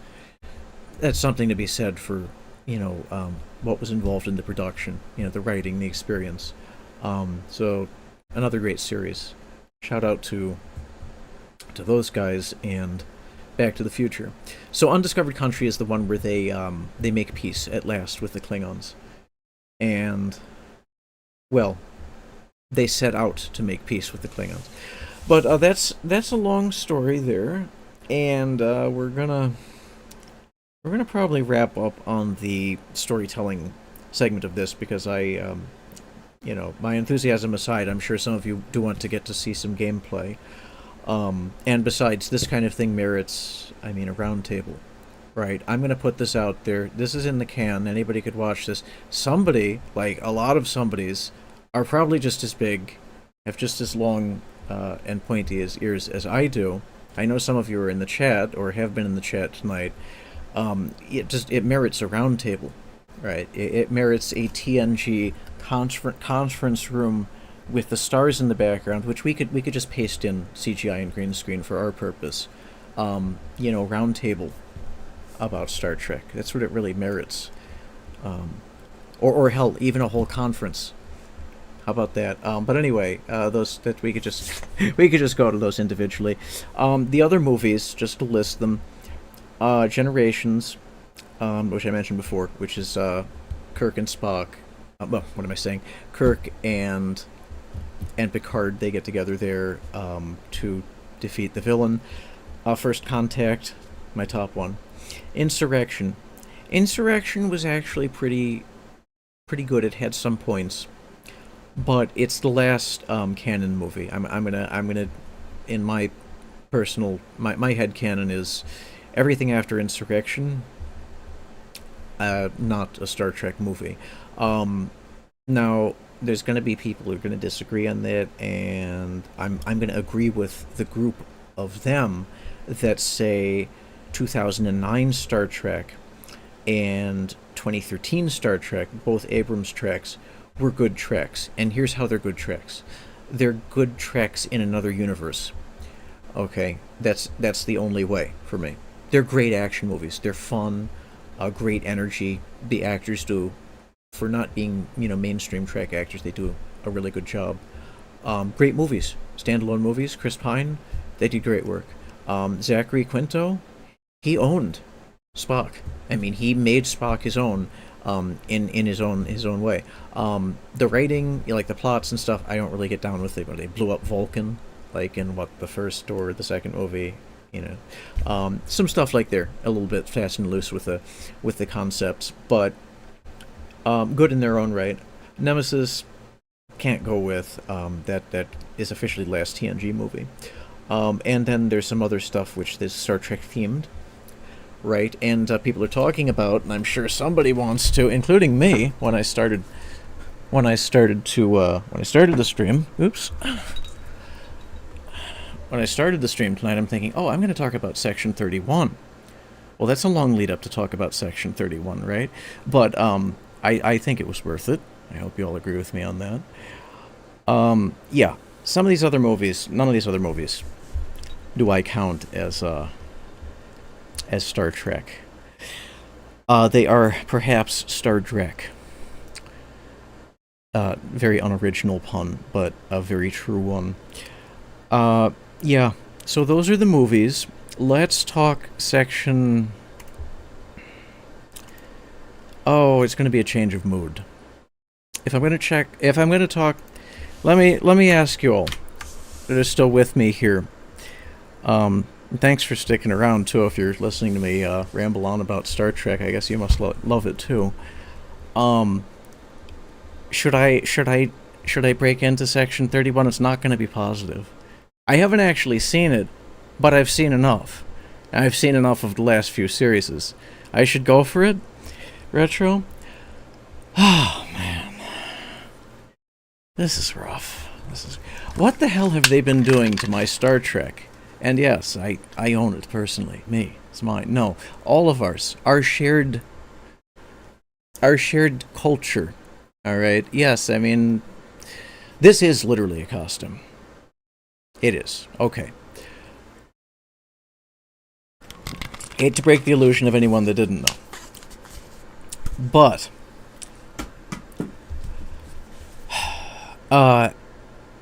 they've been running roughshod. Alright, after Abrams and the rest. I mean, again, the movies are one thing. Good movies. But, Jar Jar Abrams, I think is the same guy here. Am I right about that? Isn't it awful? He could do, like, some good movies, and then he ruins the series?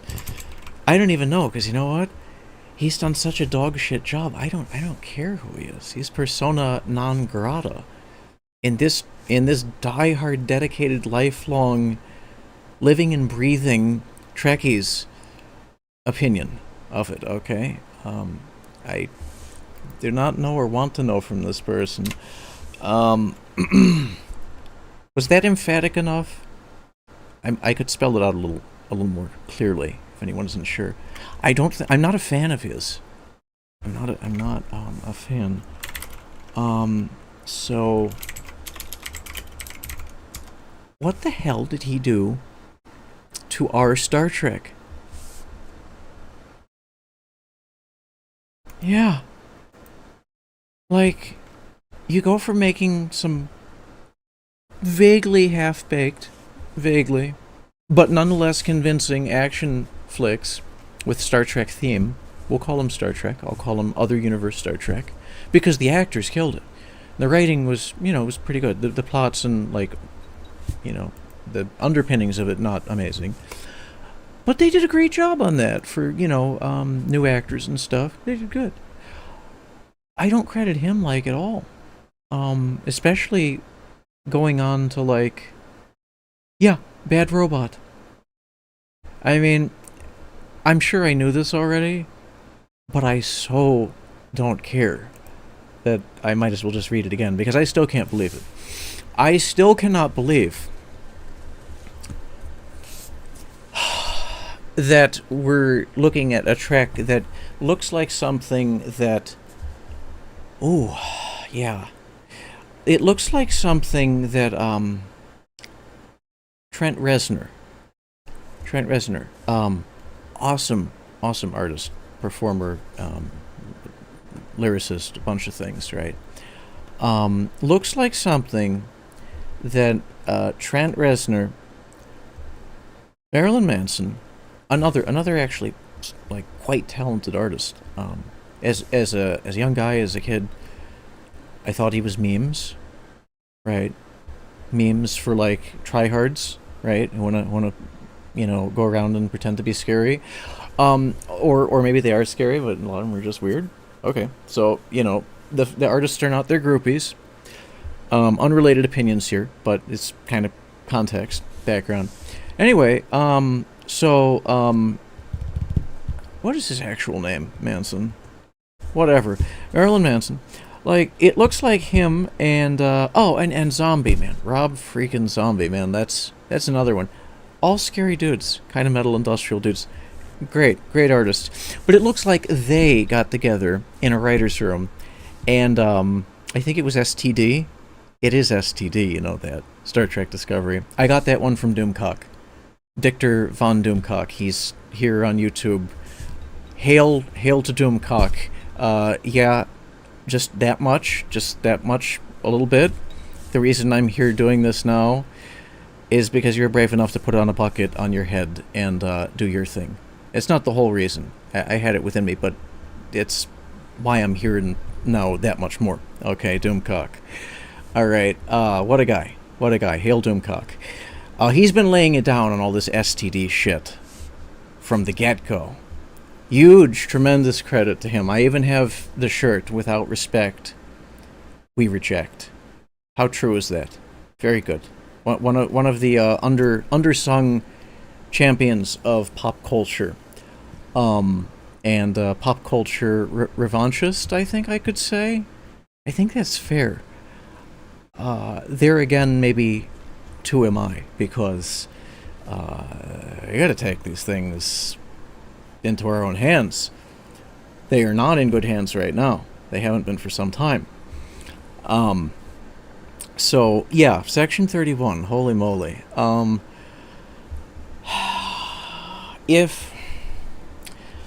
How many people are still in the chat here? I'll talk to myself or anyone else is here, but I'd like some folks to really know my opinion on this. Even if you're not here right now, you're going to hear my opinion on this. If there was an antithesis, okay, if there was an complete opposite to the ethos, the spirit, the feelings, the vision of Star Trek, all right, if there was ever an embodiment of a nemesis to this, or something that was inimical to the entire the predicate, right, that we're aware of, right, the espoused ethos, the premises, the values that the characters really do gush and carry on about, especially famously Picard.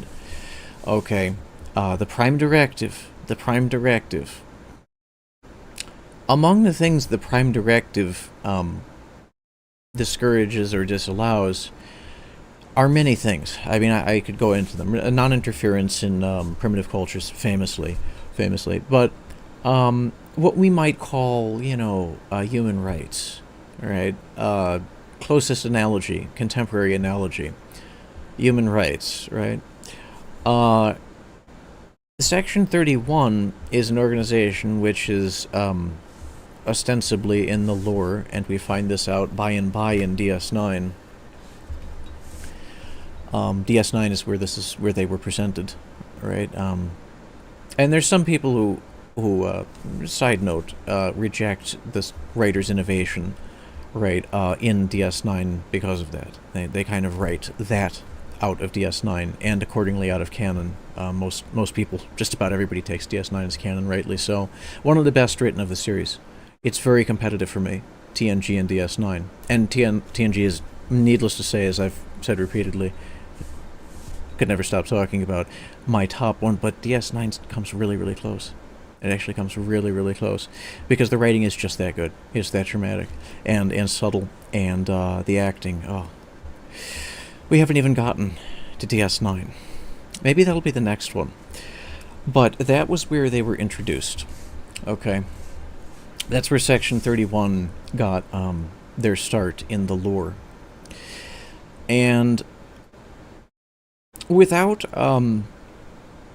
seeking to have a posture on this, as it's a fiction, right? It's a fiction to begin with, but it's a fiction with great, inspiring parallels and facets that are inviting us, the viewer, as I expressed earlier at some length, to do better, challenge ourselves, see ourselves there, or getting there, or finding ways to make our reality that much more wholesome and creative and inspiring for us all. That's what the series. That's what Star Trek does. That's the point of Star Trek, if I wanted to kind of summarize it, right? I think that's the feeling that it probably properly should leave you with. I think that's like the good ending. It's kind of a victory from an experiential, interpretive standpoint. It's not the totality of it.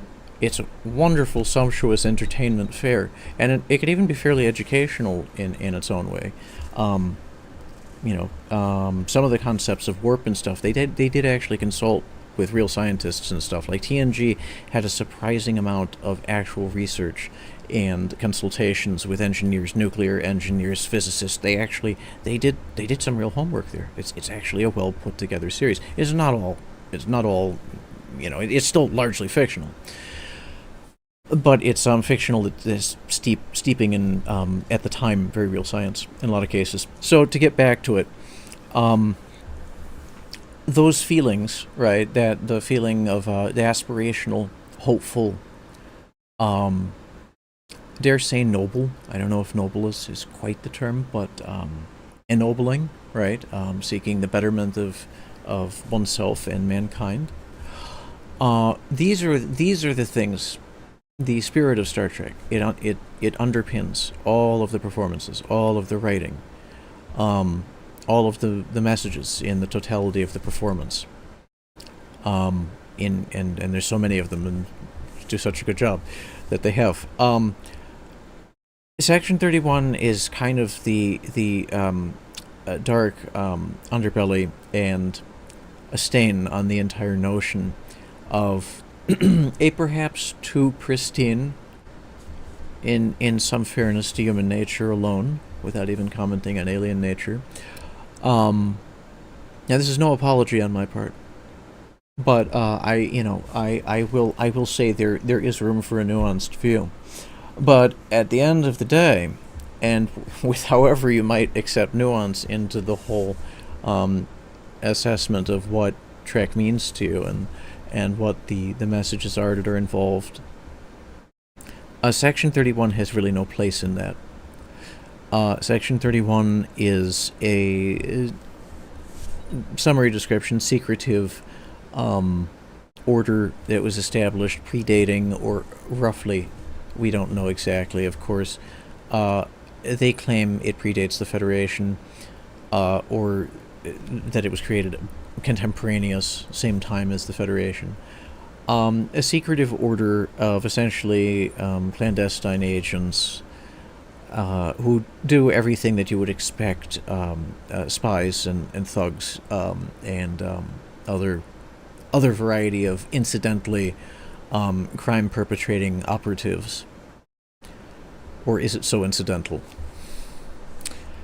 To commit, right? This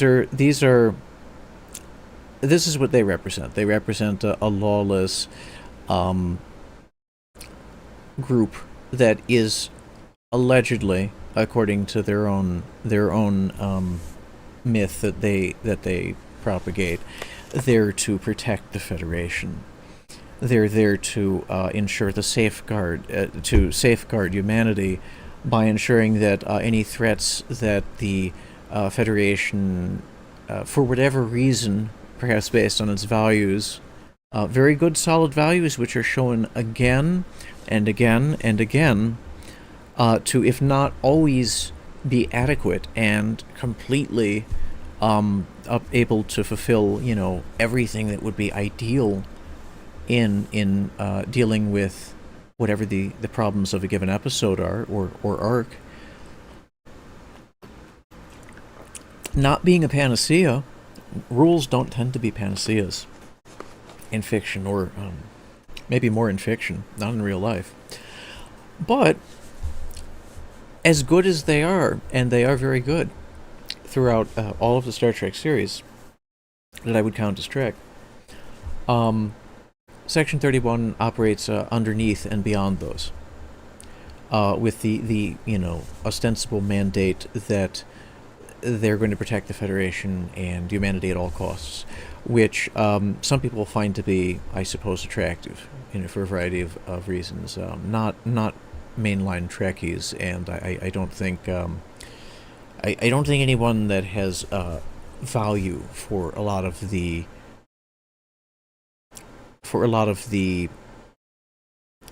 things that are presented in Trek. Anyone that truly values all of that, I think it betrays a certain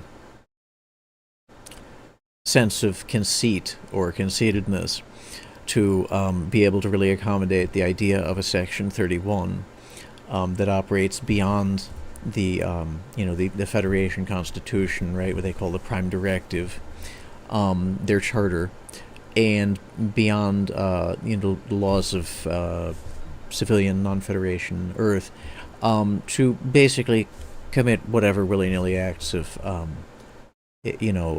violence and intrigue that they may, with this goal of that somehow they're protecting humanity and the Federation, as was shown in DS9. Their methods are questionable. Of course, any person with a modicum of sensibility about that could say that's obvious, but it's demonstrated throughout the episodes that they're in. The unscrupulousness is also evident. Perhaps you could say that's just isolated to the one operative or two, but it happens with more than one, if I'm not mistaken, throughout the course of DS9 and then Voyager. They also make an appearance in Voyager. It's basically they are, most kind and polite way I could put it, and in summary terms, they are a cancer to the very heart and spirit of the Federation, and they are canonically present, but I cannot endorse or admit of their value to the Federation in any timeline. A Federation which is a farce, a Federation which so many good people serve in so honorably and to such good ends, to be underlain by a group such as that, I think it kind of gives lie to the entire mission and faith in. I mean, for me, it would be foundational in terms of it kind of gives lie to the entire effort that we're witnessing, to have a group acting like that in the background, certainly with official sanction. It seems abundantly apparent that in any official capacity, they don't seem to have that kind of mandate. But given the kinds of access and things that they are seen to have, there certainly could be question. So that's my basic take on it. If it veers a tad judgmental sounding, it is. You just don't enjoy that much, and I have enjoyed and continue to enjoy, um, very, very properly, um, conducted, well thought out, well acted, very civilized, and I underscore very civilized drama that Star Trek presents. And then turn around and say, oh, Section 31 is okay. Oh, yeah, it may be kind of cool in some strictly kind of adolescent sense, but that also takes humanity back. If we are to admit of a group like that operating with impunity inside a civilized society, a civilized species, unified species like humanity is at that point in time, I do have a romantic enough sensibility about me that I would say we should be able to live or die by our principles. Um, that's that may be veering closer to the Klingon approach, but it also is a Federation one. Honor matters in the Federation too. The Klingons may actually do a little better, commit a little bit more action to it more readily than the Federation, which maybe pays more lip service to it, but also will tend to do, and has tended to do, and is capable of responding favorably to doing the honorable thing. So that kind of is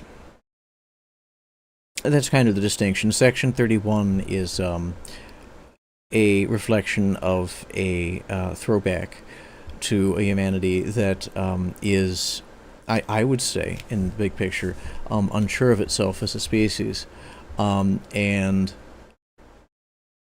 requires the recourse to exceptional methods, right, in order to do, frankly, what seems to be very capably done almost all the time, if not all the time, by the Federation itself, by the civilian and military, right, the standard.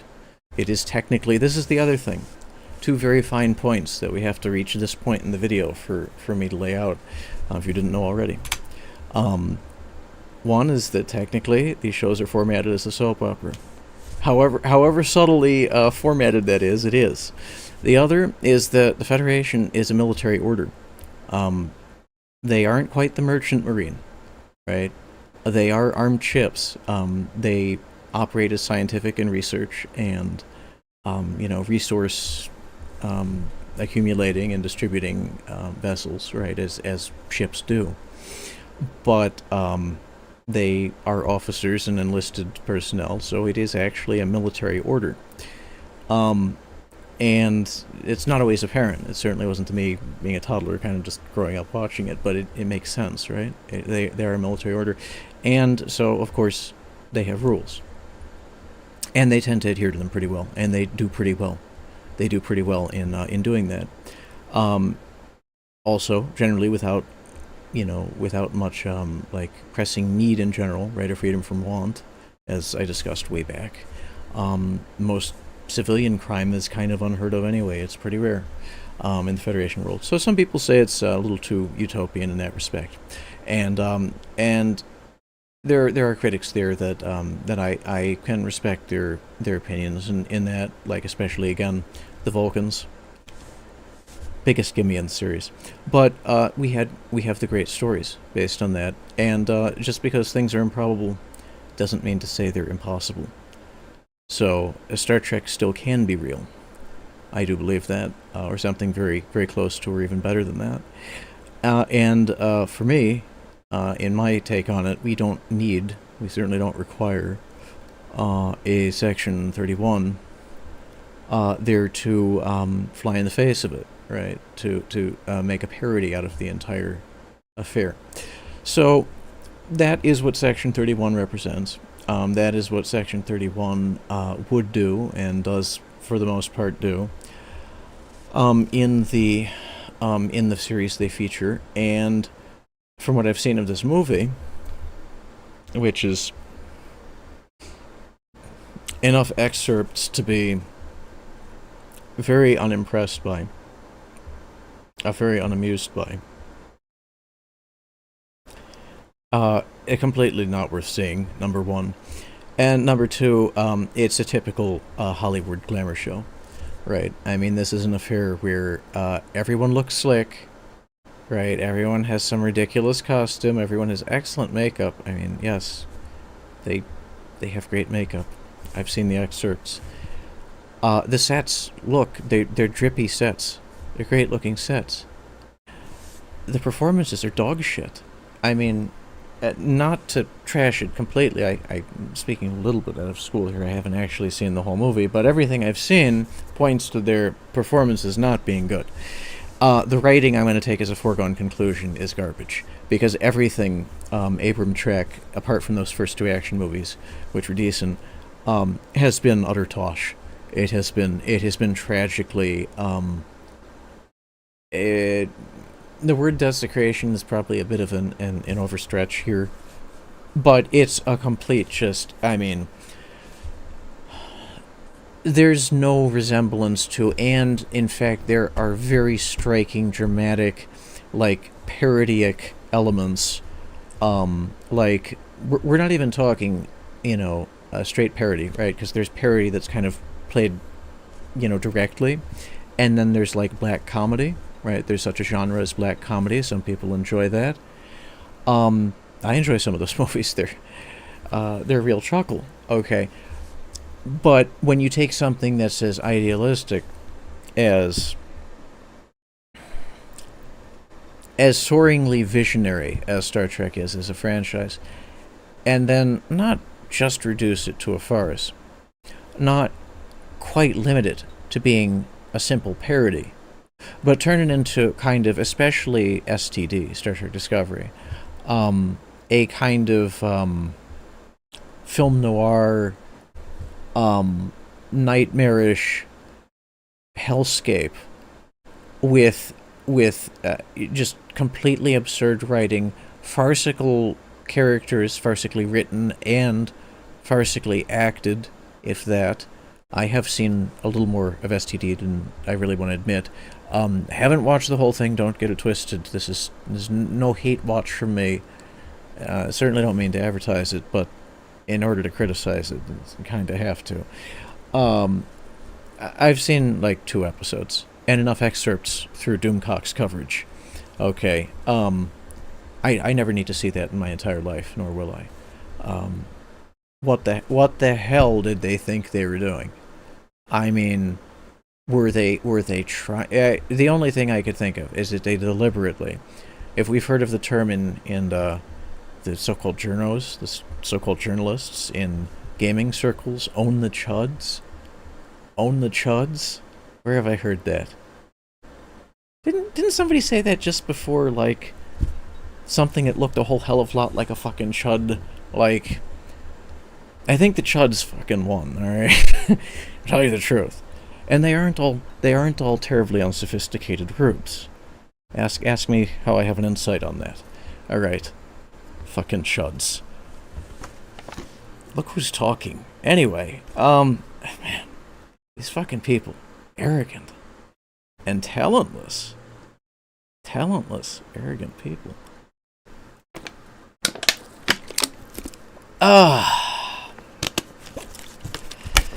So,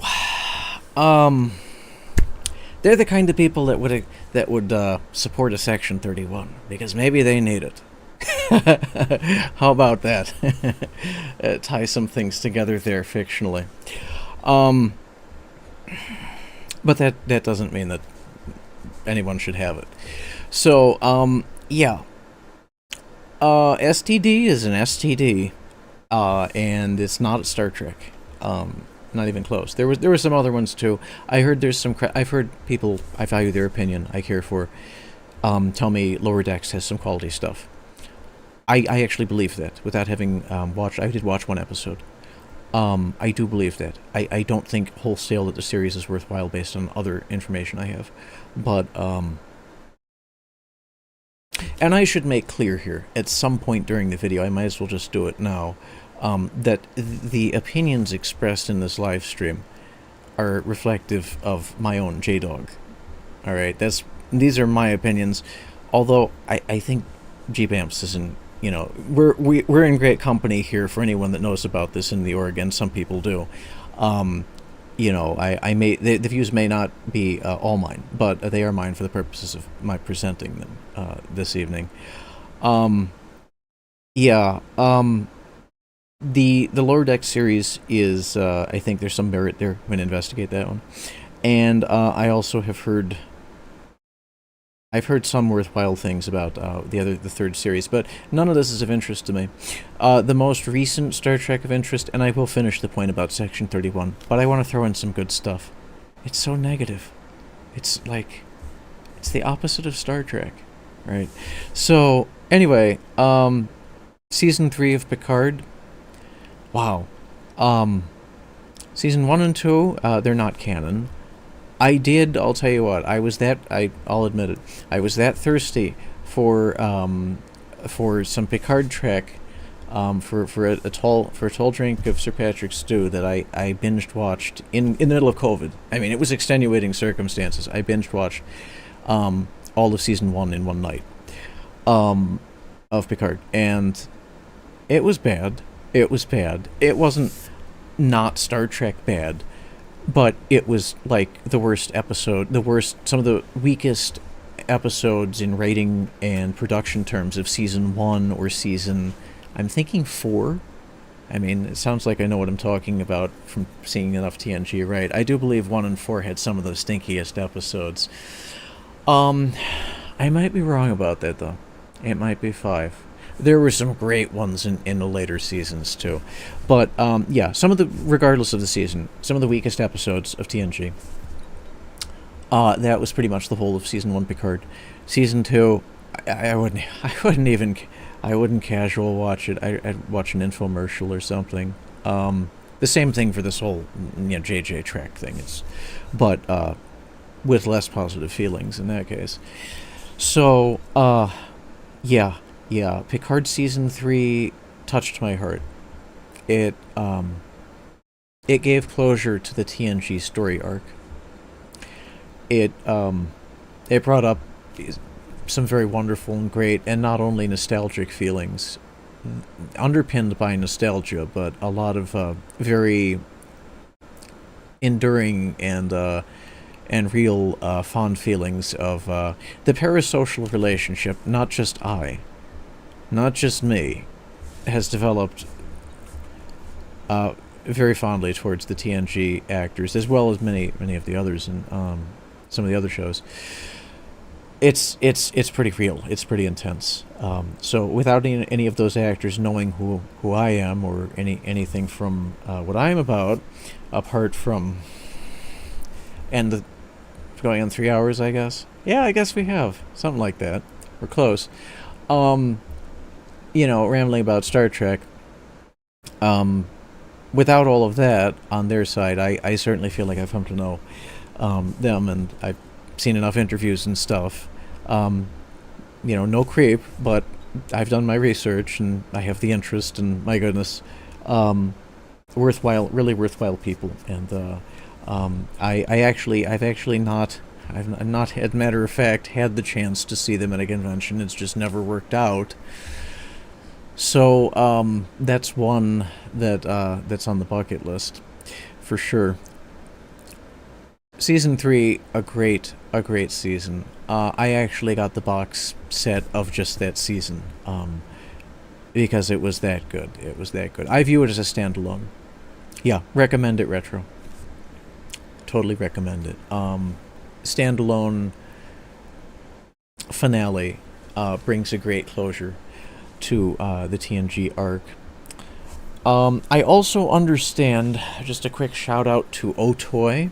I believe it is Otoy, right? I think they have the channel here on YouTube and a website, a wonderful fan community and resource. They actually released a short, as I understand it. You're welcome, Retro. They released a short, as I understand it, silent, instrumental, silent,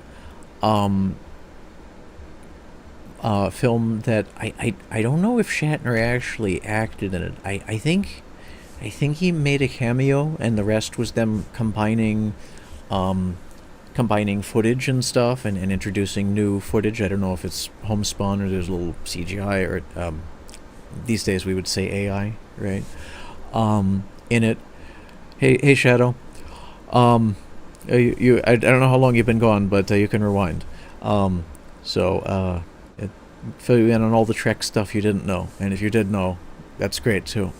Um, so at least you get my opinions on it too. That you may not all know. So it's committed now to the internet. Um, yeah. So Otoy, I believe they are. I'm gonna look it up. I'm at the computer, right? So they created the finale episode. Yeah, that's them. They created the finale episode for Kirk, basically. Um, Let me see here. I guess it's actually normally you'd have to go to the website because they don't I don't believe they directly listed that because they want you to visit the site, and you should visit the site. You know, it's just great. See, this is what community can do. This is what I don't like the term fan so much. It's a little played out.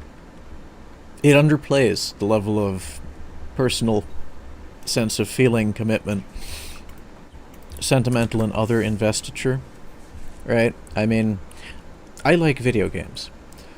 Now, some of this is my boyfriend's, all right, but a lot of it's mine also. And, there's commitment here. It's evident. You could also tell it in the ears, can you not? Now, there is a costume, but I earned the costume. It's not just a costume. I own it, literally and figuratively. All right. These are not just effects. It shows what the value of a culture, right? A community that cares, that pursues the legacy, understands the spirit of, understands the trappings of, right? It's like just like blowing on a cartridge, right? There's customs involved. Oh, there's practicality to it. But if you know, you know. That's kind of the difference, right? That's where culture comes in. And yeah, Otoy, Otoy. That's among the many Trek communities out there. They produced a great closing episode for Kirk's arc. So season 3 Picard kind of closes TNG's arc. Exclusively season 3 of Picard. My recommendation. Not going to bother with the others. And then Otoy's Kirk closing episode. I think it's just a series of numbers, actually. I think it's a star date. Represents a star date. Those are my recommendations for that. And having closed on the nice note of those topics, of the meat, of the heart of what I care about in Trek, which is true Trek, I'm going to resume stooping to shit on Section 31. Because it requires that. I require it of myself. Section 31 is a knife through the heart, delivered through the back of the Federation. It strikes at the core and undermines practically everything that humanity in the Star Trek universe, fictional universe, but kind of living and breathing in the imaginations of those who love it, stands for and represents. And while it is a little grandstandy, right, to idly be condemning an organization which the practical reality of whatever they do that's not shown to the viewer, which is assumedly like all of it, a lot anyway. It's a little bit categorical and sweeping. So it's without qualification that might be due. Nonetheless, the principles are quite clear, and the practicalities that lead up and are inseparably a part of the entire culture that the Star Trek universe represents, that humanity does in the time of the Star Trek universe in the 2300s, 400s, all this time, it is completely at odds with the nature. It's fundamental. So, categorical though it may be, it is fundamental. It is fundamentally at odds with the entire ethos of the character, the constitution, the customs, the civility. I mean, not that civility to the nth degree is the most operative consideration, but let's spell it out. Civilization, with the civilization evident in humanity at that point in time in the Star Trek universe.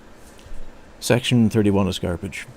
And I don't need to see the movie. I've seen enough fiction that is thinly veiled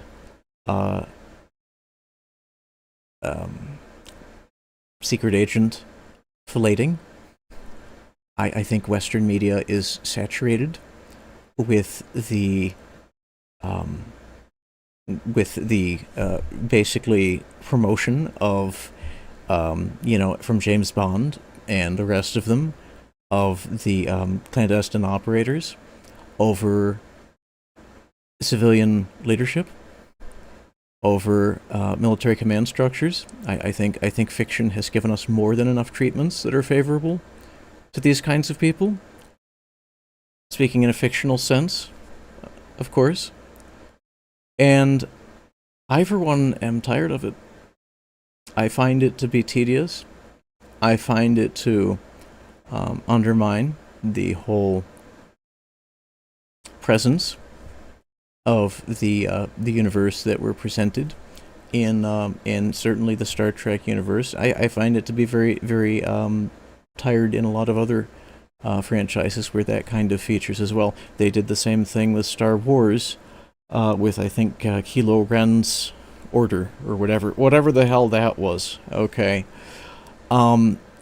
it's a Warren cliche. It is a Warren cliche, and it's more than Warren. It's welcome out in the fiction that I consume. So I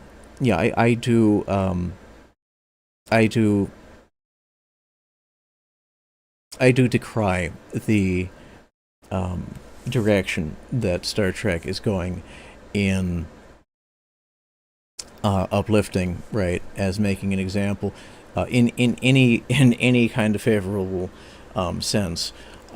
This so-called Section 31 organization, and I'm sure, yeah, they all look slick, and it's probably a real wank of a movie. All right, I doubt it's worth the watch. I'm not gonna treat myself to something like that. There's a lot better ones. I mean, you want to talk about a glitzy action movie? Swordfish is pretty good, and that's got plenty of intrigue in it. But it's a fun romp, and it ends. It's not like it underpins the entirety of the civilization and universe that they've spent how many decades building, and we have all in our imaginations. Maybe tried to work towards making the world a little bit more like that personally, in the real world, maybe just a little bit. No, there will be no lionization of spycraft and subterfuge, and no praising of the bane of the Federation. Someone must have mistaken, plainly, humanity in the Star Trek universe for the Romulans, if they think that's appropriate. And I must say, found some Trekkers that are of that bent. They exist too. But as a Federation repper, we won't be doing that here. All right. And the Vulcan side not into that. So, on that note, I think I am going to close my commentary on for now on Star Trek. Um, I think. The Romulans, Shadow. The Romulans are intriguing and compellingly written characters as a species, right? In general, and in really every acted performance, with possible, I think, with the possible, yeah, I see, I see your emoji. Um, you know, I'll I'll give Romulans, play. Romulans are, they're legit, but they're their own civilization, right? This is where this is where the distinction is. So yeah, we're not going to have a little Romulan colony in the Federation and call that kosher and legit. Okay, I mean that's hell no, no. No, we will not. So, yeah, no, the Romulans are cool as heck. They're great in their, doing their thing. But, when they try to ally with I don't know, it was the Dominions, actually, they were going to at one time. No. But anyway, that's a long story. And so, yeah, the Romulans are neat. Not gonna shit on the Romulans. They're legit. They built their entire civilization with those things as part of it, right? You know, more hyper militarism, not the way the Federation conducts it, more defensive in nature. Conquest and subterfuge and everything else. That's part of their culture. That's actually part of their culture. Say what you will of it, think what you will of it. That's part of their culture. Section 31 is against everything the Federation stands for. So no, we won't be having that.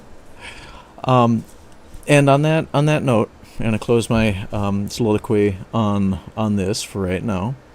I probably have a fair amount more to say on these subjects, as I imagine to some of you, and we will have the opportunity to get into that. But for right now, because I did promised some Star Trek gameplay, I am going to try to jump in to a DOS treat, a DOS treasure, which is, let me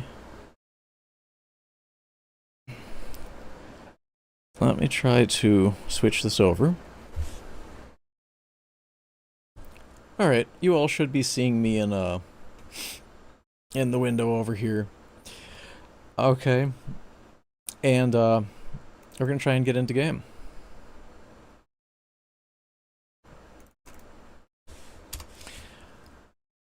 Alright, hopefully that opens. That's been open a little while I've been busy streaming. Here we go. We got there eventually. You know one of the great things about DOS, people?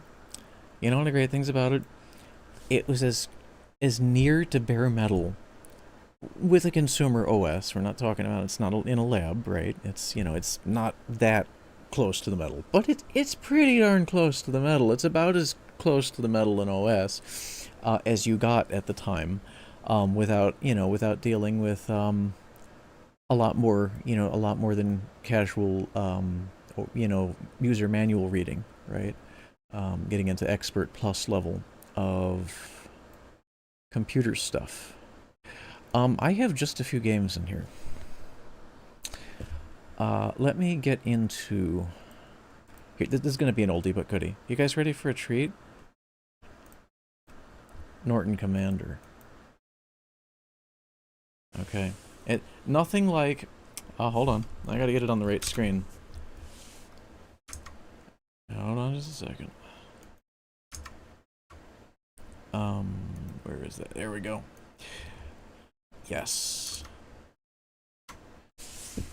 Yes. Nothing like opening Norton Commander while dressed in Vulcan ears in the Star Trek uniform. Am I doing it right, chat? I think I'm doing it right. It's hard to get more right than that.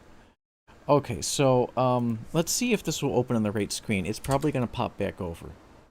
Yeah, no, it didn't open on the right screen. That's okay.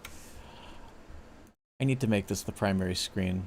I don't think I'm gonna do that right now. I might not have a choice. Yeah, if we want to get this full screen for y'all, I've got to do that. Just a second.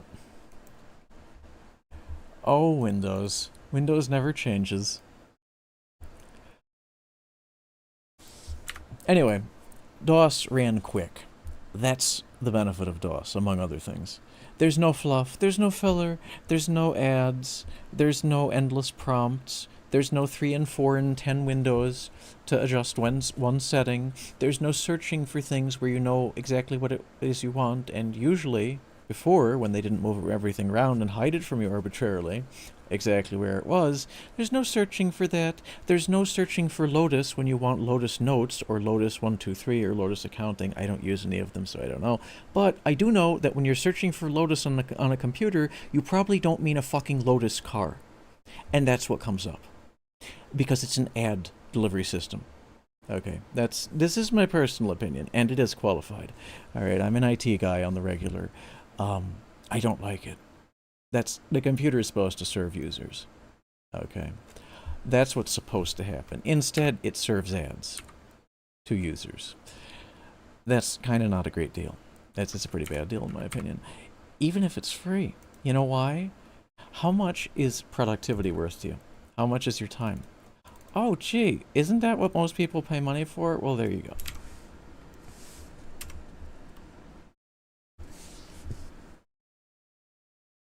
Alright.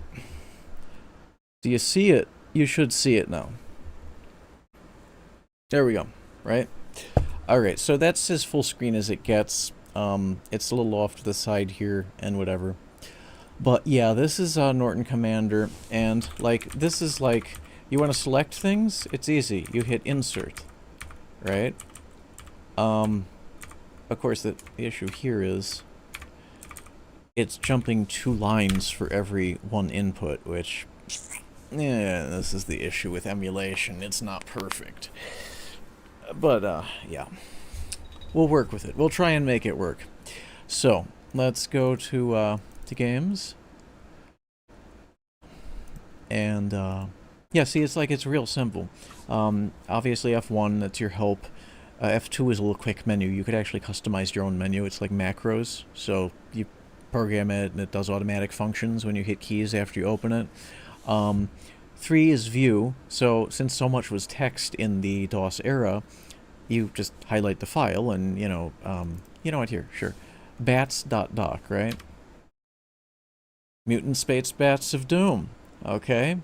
Number 3, that's like text notepad. It's a viewer. Alright, it's a little off topic here, but you know, I consider it a little demo.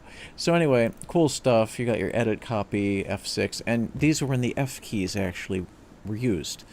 So rather than, you know, right-clicking and hunting and pecking and searching and, you know, seeing an ad for Lotus when you're trying to look for Lotus software and you get the car and all the other bullshit, it actually just let you go, get where you're going.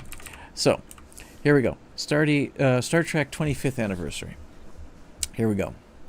Let's see if that will just run off the bat. We hope so. Ooh, okay. Let me see if I get the desktop audio.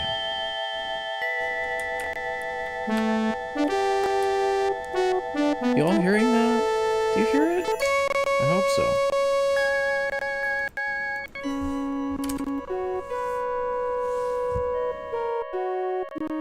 You should be hearing the audio, right? Yeah, it's showing up in my meter, so... So this is the 25th anniversary edition. Love this. This is the first Star Trek game, to my knowledge, official licensed one, that came to PC. I may be wrong about that. There might have been other ones that came before, which were like text-based or something, but this is pretty much it. Let me...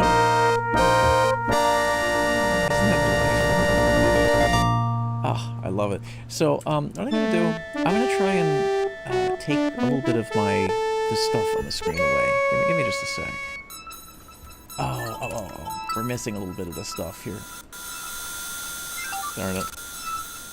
Okay, maybe we'll just... I think it's waiting for an input. So I'm going to try and take away one thing from the screen real quick.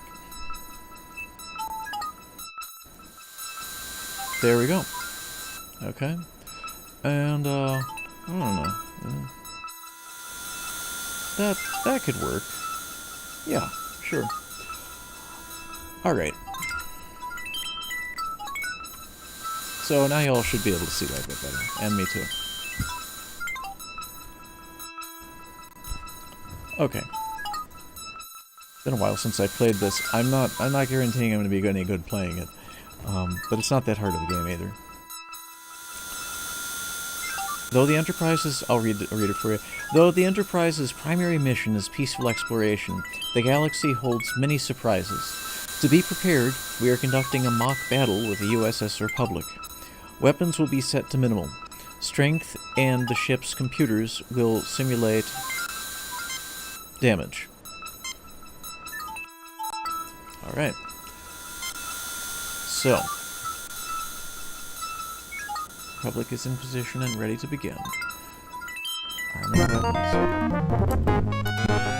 Okay, so this is like DOS era stuff, right? So, S raises shields. I think F arms the weapons. Whatever it was, I've just done it. Oops. Okay, so... Right. At this point, all I need to do is, navigate. Or not. Whoa, come on. A little too late on that. So, I don't know if it's actually possible to beat this. I think it is. I think I'm just slow on this because I don't remember all the controls. But it is just a simulation, so it's just kind of giving you a preview of some of the battles that may come. Jim, the Enterprise is ordered to travel to Polax V. The natives report that alien life forms have been attacking the settlers near a mine and near Idle. And you are to teleport to the you are to report... I have a few things in my way of the view here. You are to report to the High Prelate of the colony. The settlers are members of the Acolytes of the Stars sect. The descriptions of the attackers vary, but all say that the attackers resemble creatures from many Earth religions known as demons. Starfleet wants you to determine the nature of these creatures and resolve the situation without bringing harm to the colonists. Starfleet out. Alright then. Alright, so close that dialogue. So it was a simulation, so I don't need to really recover or repair after that battle. But chances are very good that I will need to do that after the coming battle. Let's see here. Now, normally there's a user manual. Oh, I've turned on emergency power.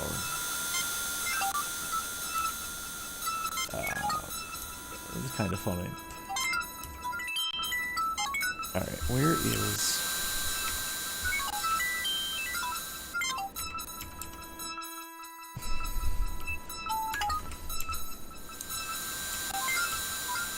So yes, I have played it before, but it's been many years.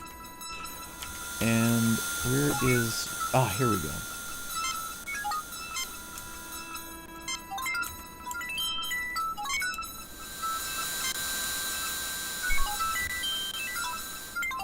There we go.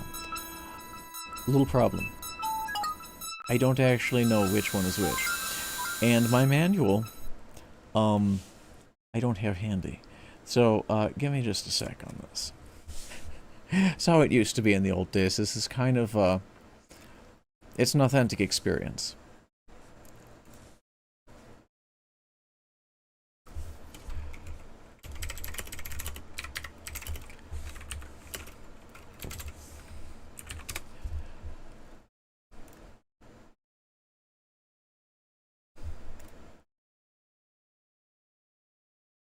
Okay, I think this probably will be helpful.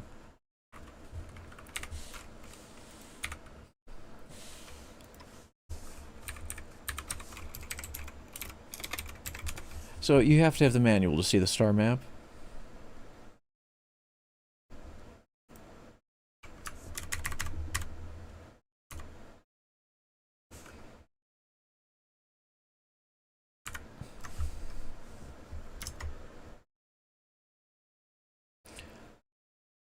Okay, found it.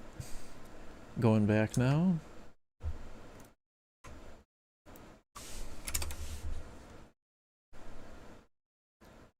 Alright, that should be that one right there.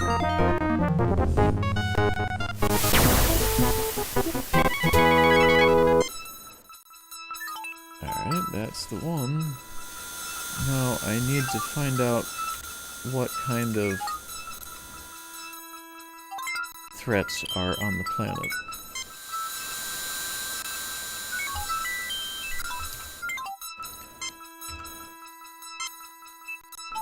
I really should get the controls for this. So, just another minute here and look up those controls.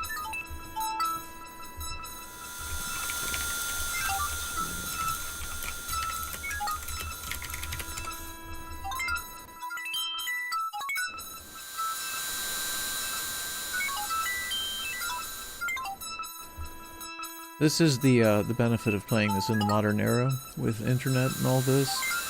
Because if you did lose your manual back in the day, not only would you not be able to navigate the stars, which is kind of essential in Star Trek, but you would lack a lot of other important information as to how to run it. And pretty much every modern game has its the same controls now. They make it a little too easy. Okay.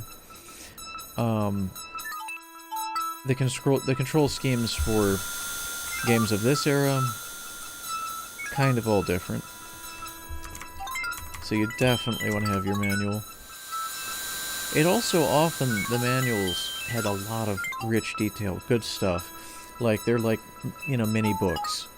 Often had some kind of good illustrations, you know, some kind of backstory and stuff. Things that are neglected now with this all downloadable, all homogenized control sets, you know, and other nostalgia-steeped observations like that. Okay, so it looks like I can get I could get everybody's opinion from the crew, which I really should. And bear with me here.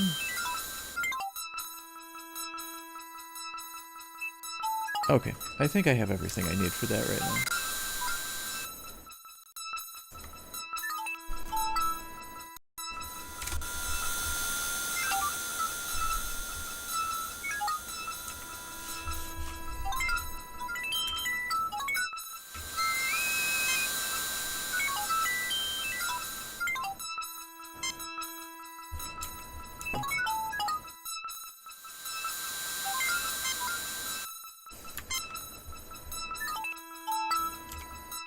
No, not shields. I want to talk to Spock. There we go.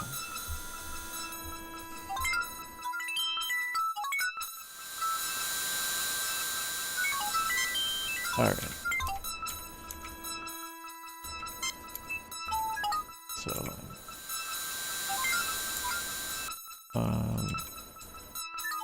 the thing is, I also have my keyboard set to a slightly different control scheme. You know, geek things. So, having to hunt and peck a little more than usual. Here we go, dinner done.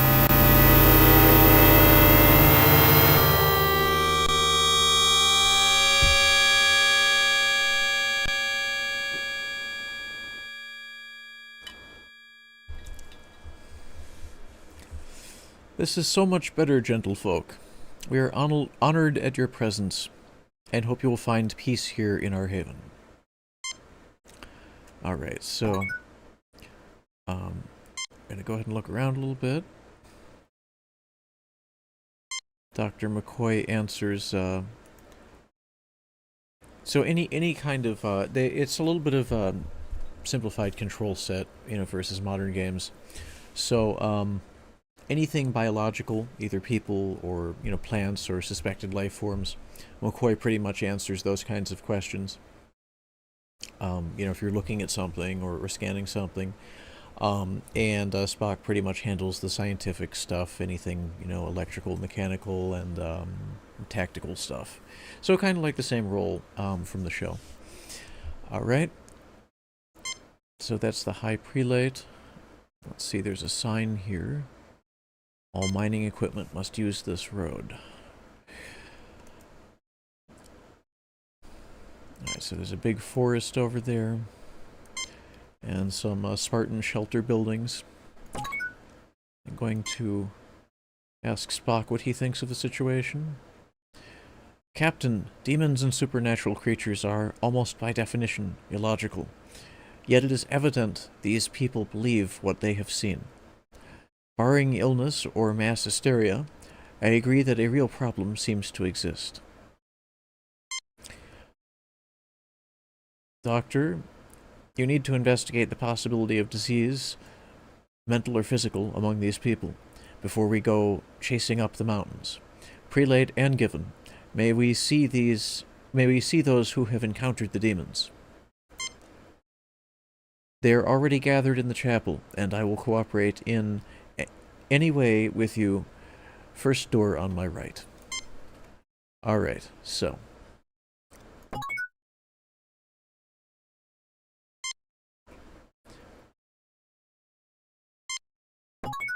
I guess we'll just walk over.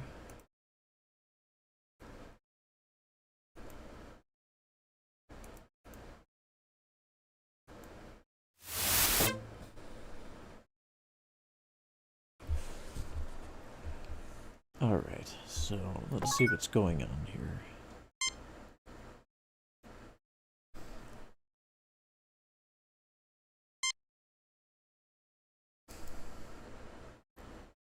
Alright, there's the Tellarite here. The Tellarite appears completely at home surrounded by humans, but the wrinkling on his brow indicates a great deal of worry. A sturdy man of advancing years, whose blue eyes meet yours with clarity, curiosity, and directness. That would be the,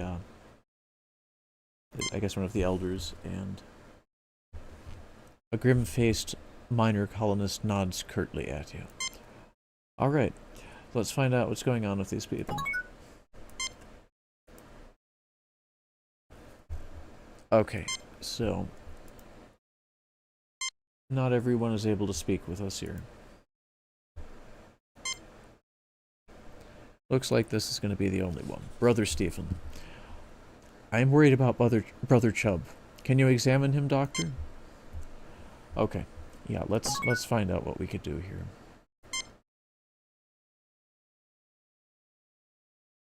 So I believe this is the medical tricorder.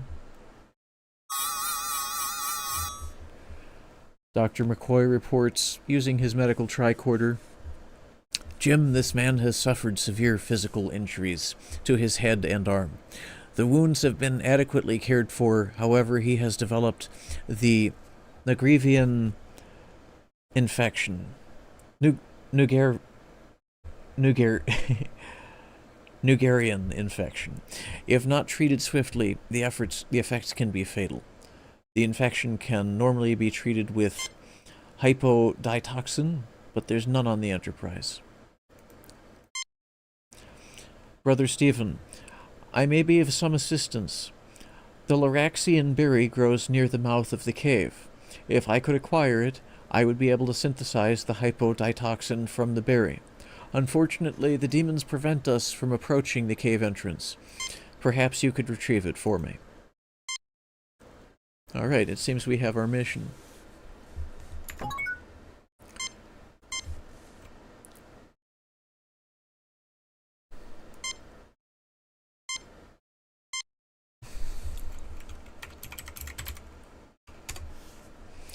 Alright, I don't think there's a whole lot more we could do here, and, I'm gonna ask Spock what he thinks of this quickly.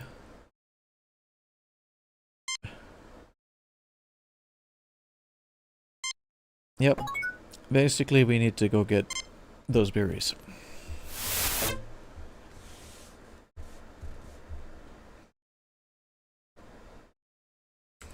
Alright, and give me just a sec here, because I'm gonna make sure. Oh yeah, Retro, I'm just catching up with the chat. The kids now do have it easy.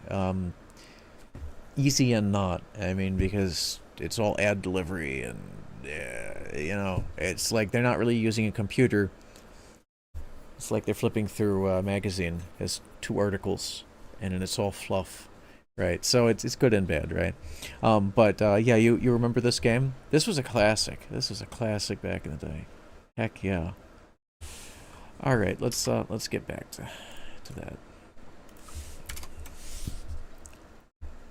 Yeah, it got there's a little learning curve. Surely.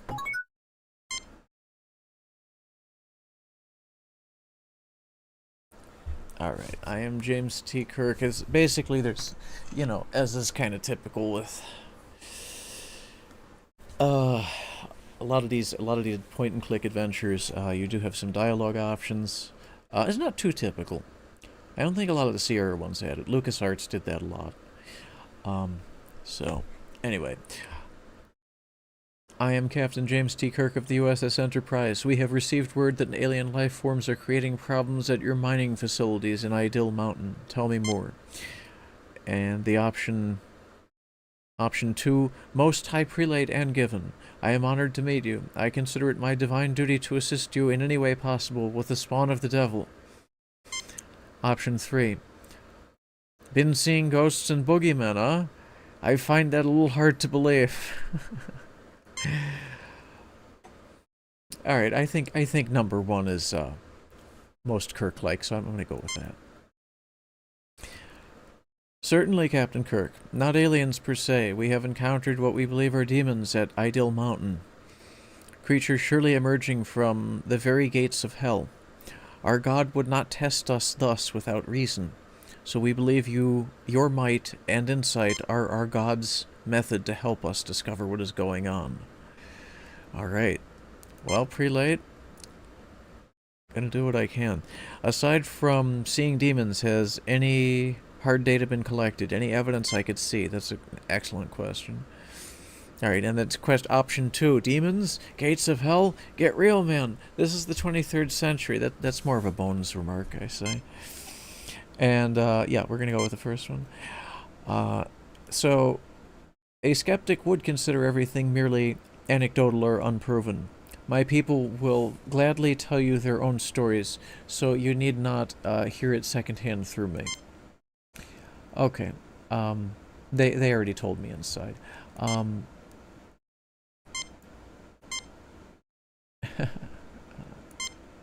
Alright, so some of these are more humorous options. I'm going to kind of just play it a little more straight here. What can you tell me about the mine itself? Yeah, we need to know that.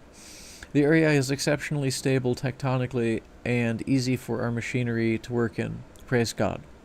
We have mined for hafnium and a variety of useful trace elements. The deeper we dig, however, the more anomalous the variety of minerals seems to be. Our Ignatiate, Brother Stephen, has his own theories about why this might be. Either way, the anomalies inspired Brother Kandre to conduct studies inside the mine. Yesterday, he reported discovering a strange door, a gate to hell, surely, for the demons caused to cave in. Immediately. Kandre was trapped, unconscious, and the demons prevent us from rescuing him. We can only hope he is still alive. Thank you for your courtesy, Kirk. May you receive the guidance and protection of our God as you complete this divine mission. Amen. Let's get up to that mountain and see what's going on.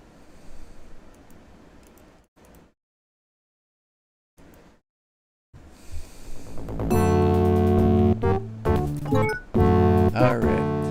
See, when that... Here's a... This is the great thing about games of this era. I mean, among many things about it. The musical cues let you know right away it's a combat situation. Right? Just like the show. Right? The show had very nice thematization of everything. The sets, the music, the wardrobe.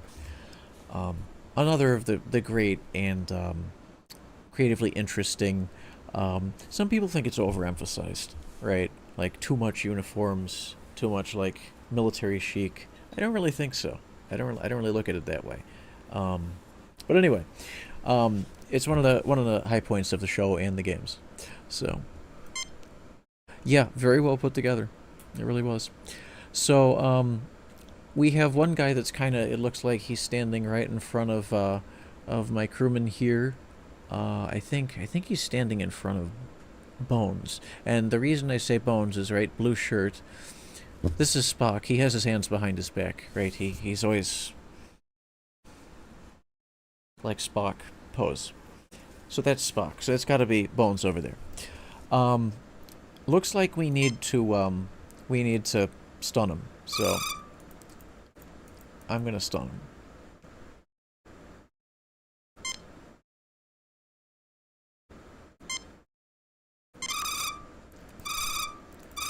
Alright, so we managed to stun them without, we didn't have to kill any of them, it looks like, to neutralize them. Now we should search them. I think I'm gonna scan them first, though. Medical scan. This is not a Klingon, Captain. Not a real one. This is an organic construct, an android-like robot. It looks like a Klingon, but the appearance is entirely superficial. There is something different about this particular construct. Come here, Captain. Look at the hand. It seems to have been separated from the body. There is a wiring circuit in the middle of the palm. Well, I don't see that every day. Alright, yeah, let's do that. Let's check out this critter. Uhura is on the communicator. Of course, we didn't have these in the TOS days. It was the handheld communicator, right? Easy to take these things for granted. Captain, we registered a phaser and an unknown energy beam firing. Is everyone okay? We survived. Did you register any disruptors? No, Captain. Klingon disruptors. If they were real Klingons, they'd probably have Klingon disruptors. Why are there Klingons there? No, just an idea. Kirk out. Right. Fascinating. I am beginning to suspect that we have stumbled upon something that the colonists would never have uncovered. Indeed. What is that? What is it, Spock? I wish to gather further data before making a definite conclusion, Captain. Good call, good call. Okay. So, let's try to pick up stuff. Let's see if any of them have anything interesting on them. No. Okay, well. Now, the more revealing scan. Science scan. Alright. Have at it, Spock. This is not a Klingon, Captain, not a real one, blah, blah, blah. Okay, so it looks like he already did that after Bones did his. So, I'm just gonna go ahead and save real quick.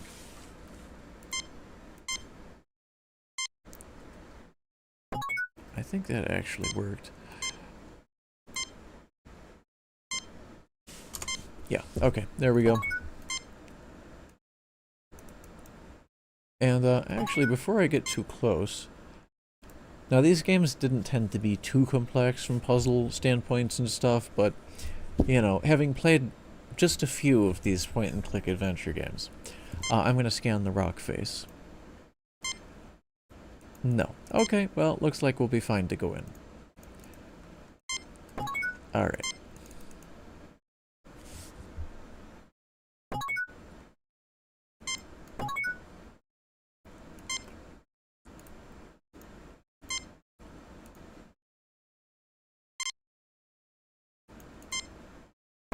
Oh, okay. Well, the berries are right here, so we really don't have to go much further.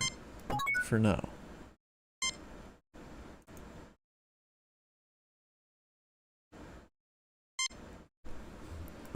Alright, and much as I'd like to go investigate further, we have more pressing matters. Need to get back there and get the villager healed up.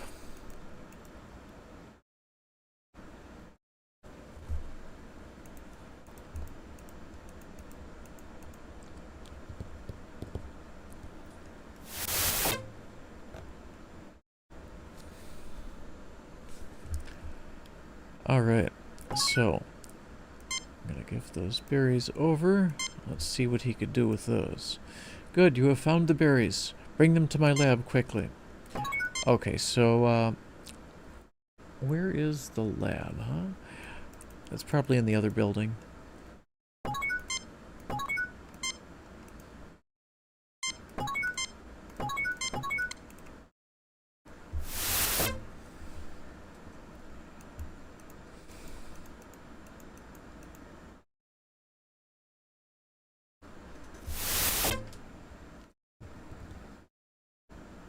Oh, it's all about the pixels, man. I mean, let your imagination fill in the whole thing. Keep it simple. So, all right, let's get those berries over and get this concoction whipped up. The settings on the RDAC 4 have already been adjusted. Simply place the berry in the machine, and the hypoditoxin will be synthesized. Alright, I'm gonna guess this is this one right here in the middle of it. Oh, is this it over here?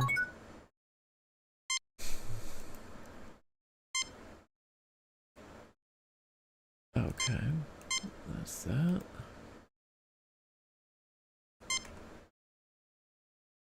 An old-fashioned computer, gotta love that. There's so many Easter eggs in games like this, and not quite Easter eggs, right? Because every computer looked like this at the time. Certainly the screen, right? So, a lot of period references. Good stuff. Alright, so I'm gonna guess this machine is it now. There we go. Alright, so McCoy's handling that. Nice. We've got to get this to Brother Chubb as quickly as possible, Jim. Well, we're gonna do that.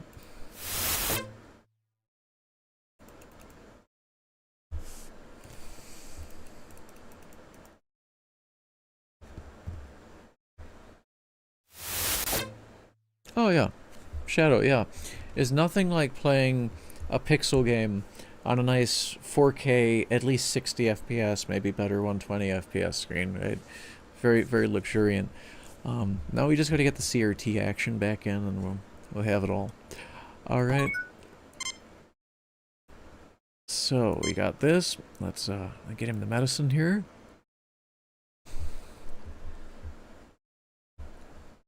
Thank you. You are most kind, Brother Chubb says.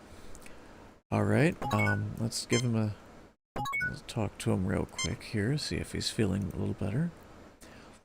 I headed up the party that sought to rescue Brother Kandri. Without warning, the demons appeared and attacked us as we approached the mine. Can you tell us what they looked like? Spock asks. Like the demons that have plagued devout folk since before our people left the earth. Huge muscular demons with ruddy skin, truly the manifestation of evil, with bat wings, horns, and talons, and a pointed tail.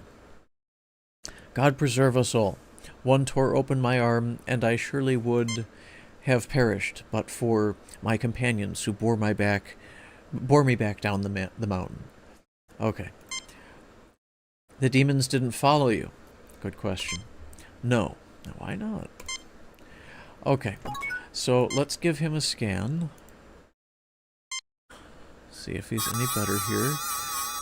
Recently suffered a nasty but non-life-threatening wound. The damage has been adequately cared for. The man's vital effects are attributable to shock and stress. Alright. Alright, so just gonna scan everybody, basically. They're a little upset, but otherwise seem okay.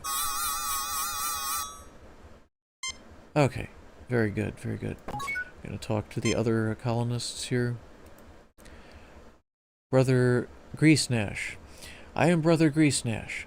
I went up the mountainside in solitary prayer, seeking to face my fears. Indeed, I found them. A bellowing Krognik demon with sharp teeth in a long snout descended upon me in a rush of wind. Captain, a Krognik demon has a decidedly wolfish appearance. Brother Greasenash, is this not the traditional shape of the Evil One and his minions among Tellarites? It is. I believe this may be significant, Captain. Okay, well, why is that, Spock? Okay, I'm sure he'll tell us later. Alright, so, let's talk to the other columnists here. Brother Roberts. I am Brother Roberts. Brother Kandri is my partner. I was on the communications link when the demons caused the rockfall and silenced him. He said he had found a strange door with devilish writing. Truly, he came upon the gate of hell itself. Alright.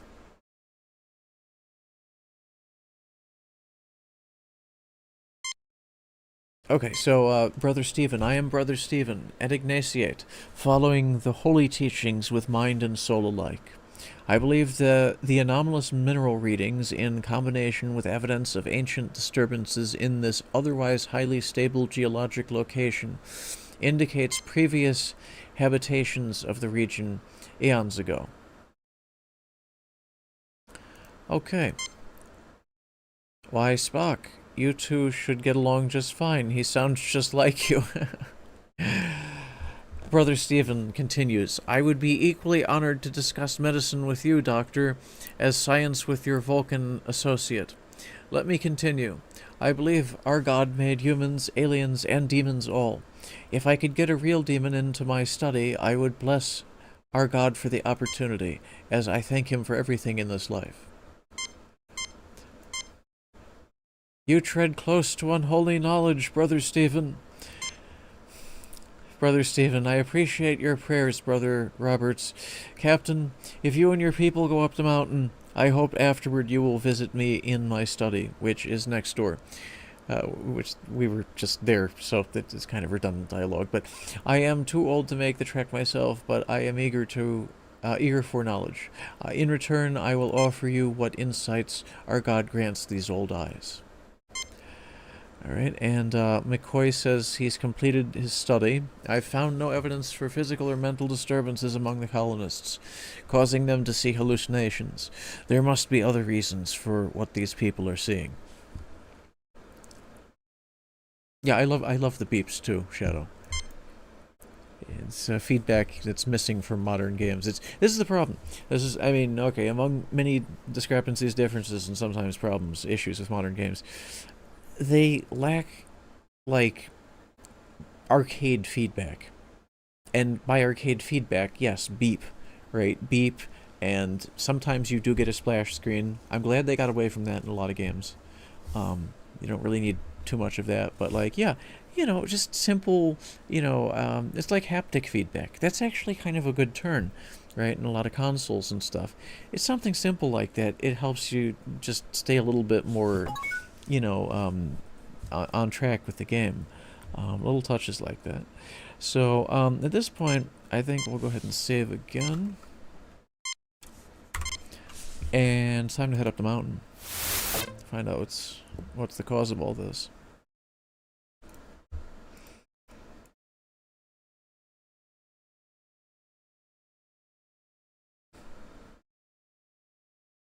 Alright, so those, like, robot things are still there.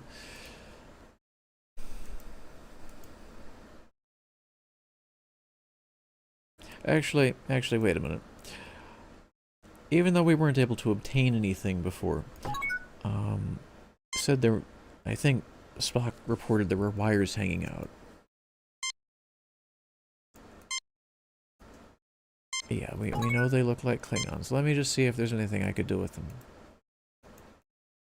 No.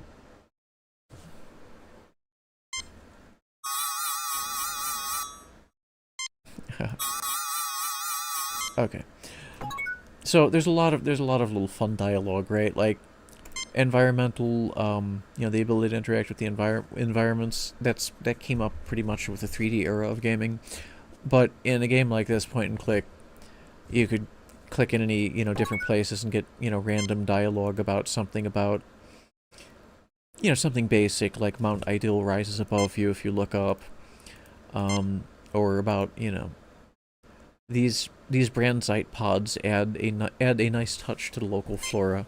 It's, nice little touches like that. It's the emphasis on realism, just to finish the point from before. It's kind of like it's taken away a lot of the subtle little feedback. And sometimes it's a beep, sometimes it's just, scenery dialogue. I don't think you get scenery dialogue in, like, Minecraft. Like, there's no real point for it, right? Also, it's, like, procedurally generated? So, you're not going to get that handcrafted stuff. I'm not actually a Minecraft fan. There's nothing to it, really. I don't know. That's me. I've played it. I've played it. I know there's good ones. I know there's good ones that are kind of HD and more involved, and I don't know. Not for me. I play minor VGA.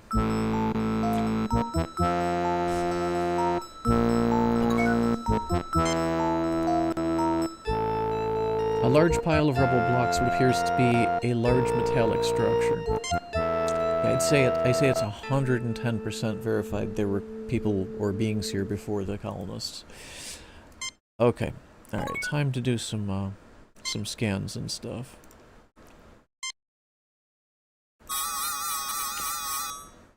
Mr. Spock reports, there are several weak points in the cave-in structure. Careful use of our phasers from top down should be able to clear it up.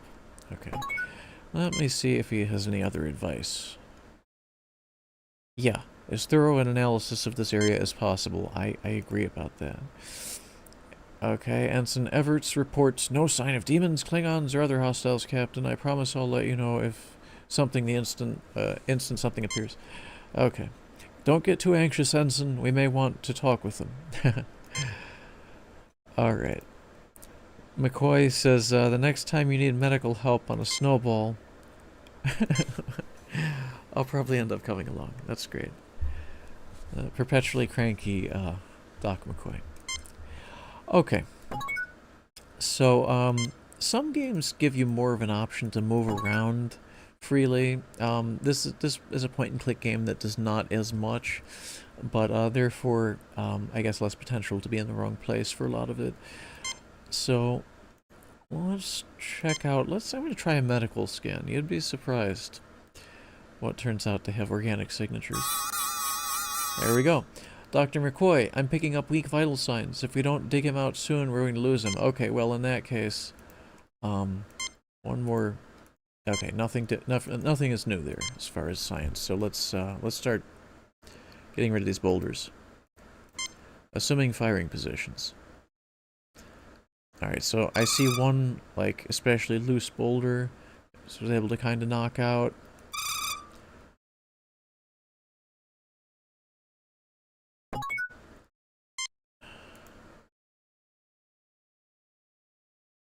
Alright, I see a man's arm sticking out from the rubble. Can we access him? No, we can't. Okay. I continue to firing. And I'm going to try to switch to stun here. Okay, so I'm going to have to use the full power to dig him out.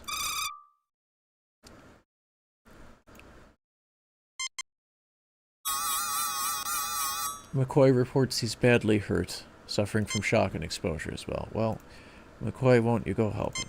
Alright.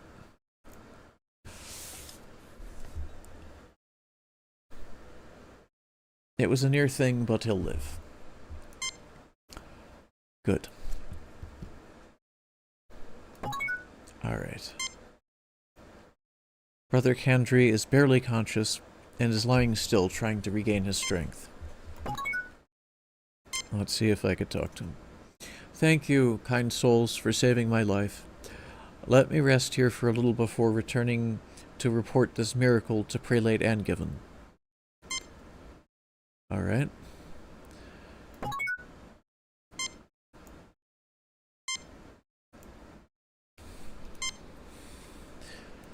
So, I'm gonna do another scan of the door. Okay, and this is another fun thing. When yeah, retro, you know what I mean about Minecraft. It's like procedural generation has to be done I don't know. It has to be done with a certain amount of organic feeling to it, which is kind of the opposite to begin with. But I think No Man's Sky has more like variety. I heard there's a lot of similarity to it. Also, it's on the list. I think I actually have it in Steam.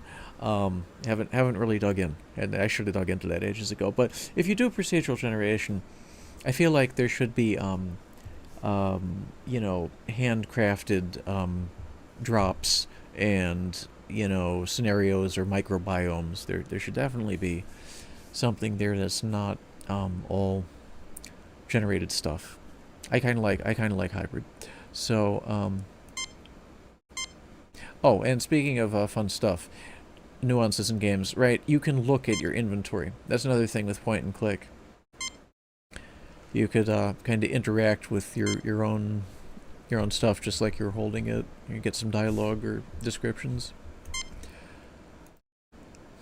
All right, so I'm gonna talk to Spock here, find out what he wants to propose for this door.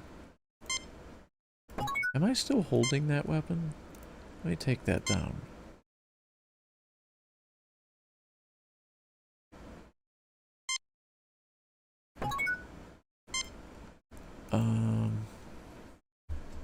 There gotta be a way to put that away. Anyway, yeah, I could just try to blast the door.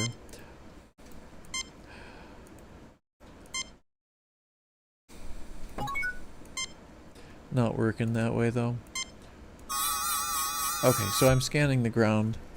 Fascinating. I'm registering low-intensity shielding unlike anything we've encountered before. That kept this door, and whatever is behind it, hidden from the ship's sensors and earlier tricorder readings, says Spock.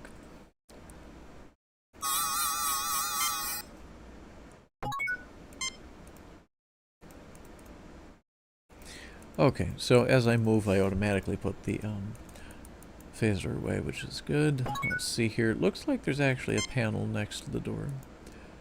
Probably would be easier than trying to blast it, so I guess I have to do that. Let's give it a try. Yeah, Ensign Everts volunteers to try it first. This is probably a wise move. Alright. Okay, so he was shocked, but not fatally. Alright, let's, that was a little careless of me. Let's check this. It appears to be a security lock designed to open the door when the correct handprint is registered. Well, Spock, can you bypass it?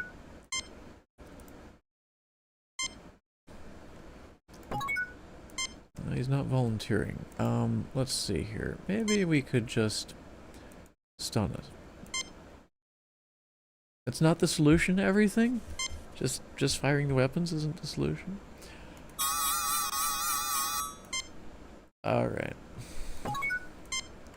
This is a good challenge here. Let's see. Am I missing anything on the screen? Not really.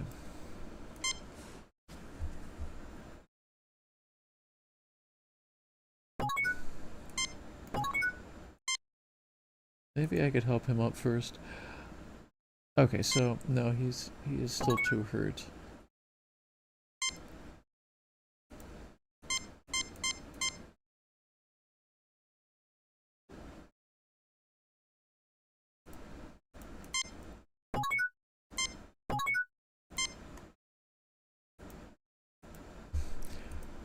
Fair amount of this stuff was just hunting around and clicking sometimes, but what am I missing? What am I missing, chat? Is there a strategy I'm not trying right now? I'm gonna scan him again here.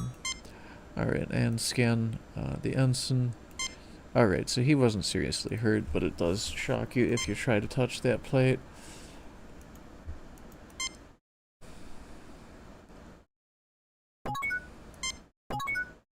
And then if I'm right, you get a fun dialogue if you have McCoy scan Spock. Oh, okay. Well, it may be in another section of the game. I think in Judgment Right, he makes some clever quip.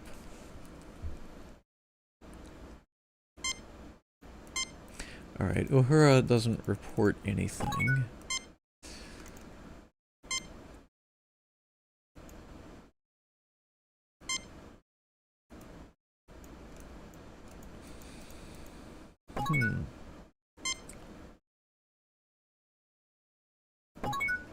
Alright, so I'm gonna try to walk away from the area momentarily.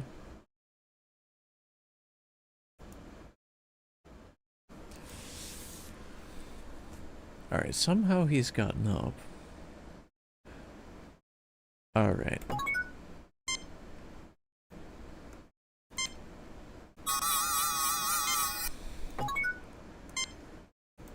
Okay, alright, so what I was missing here is, by using the little ball with arrow, that actually lets you select different crew members. So, now I'm going to assign Spock to go try and deal with it. Everts is volunteering again. Spock, we gotta get you to figure out a way to fix this door. Well, what is the correct handprint?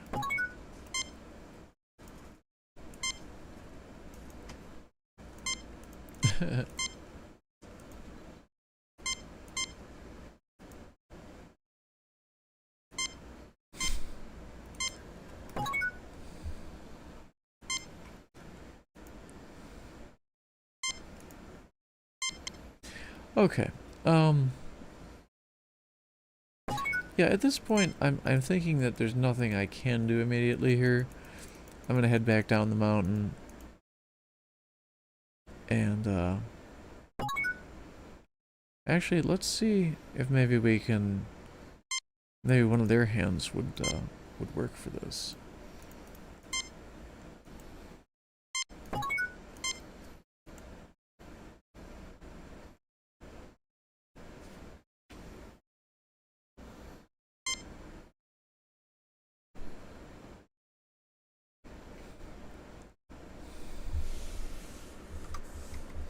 Give me just a second, chat.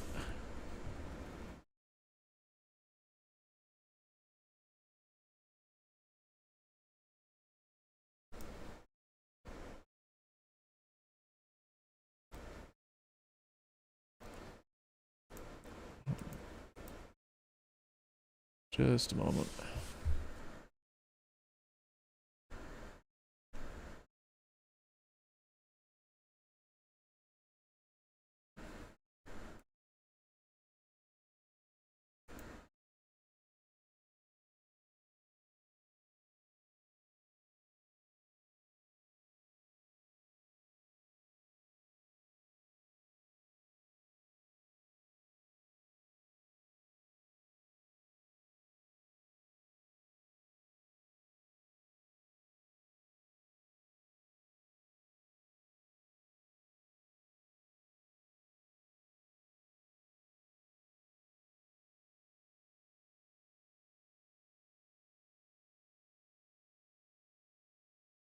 Testing, testing. Okay. Alright, just a brief moment here. Alright, let me get this loaded again.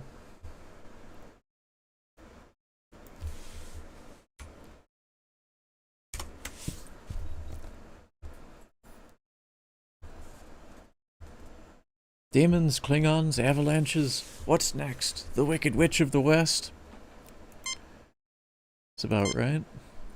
That is not logical, Doctor. It wasn't supposed to be logical, you green-blooded Vulcan. Why does everything have to be so damned logical? Indeed. Okay. So, yeah, I'm gonna go and share my findings with the villagers, see if they have any, if he has any... The prelate, I guess, has any ideas about this.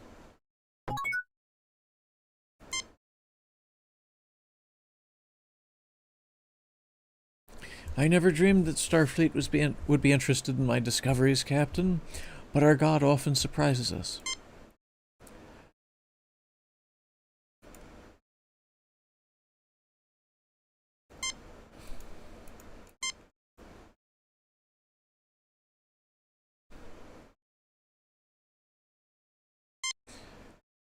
Alright, so everybody's impressed with his study. Alright, let me ask him a question here. Well, what happens next? I guess that's for me to decide. Okay, interesting. Alright. Looks like I've got to find my way in there without any assistance from the villagers yet. But let me go and try and talk to them before I go back up.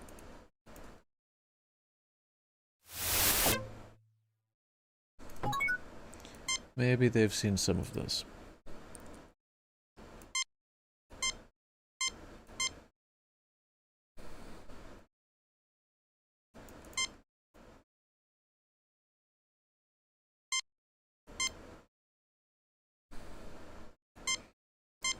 Alright, so it's the same dialogue. I'm gonna head right back.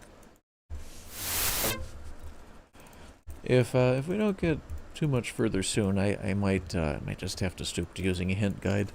But these things can take a little time, as it was when we first played them. Some of us, probably a couple of us in chat now, didn't happen all at once. So these, sometimes you saved your game and came back a week later or something.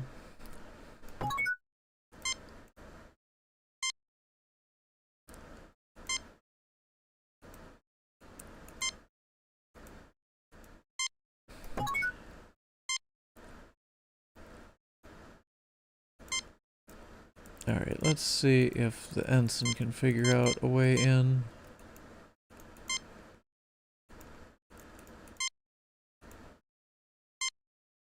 How about you, Doc? Still getting a faint life sign behind the door. I love how he keeps volunteering to try that hand pad.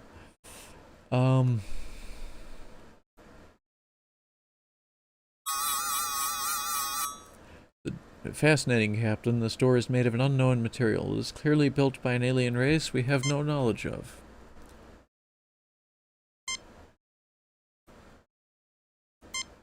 No. Stop doing that. Oh, shit.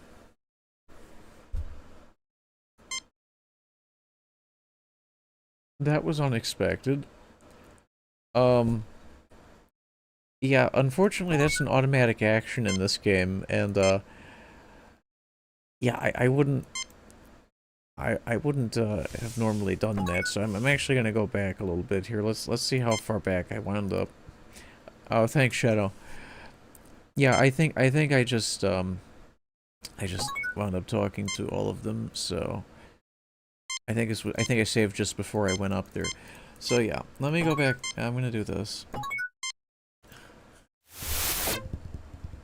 Yeah, I hate to lose a crew member, and if you keep trying it, he keeps volunteering until it kills him, which I kind of... it's like Kobayashi Maru. I just don't accept that outcome. So I'm going to go back.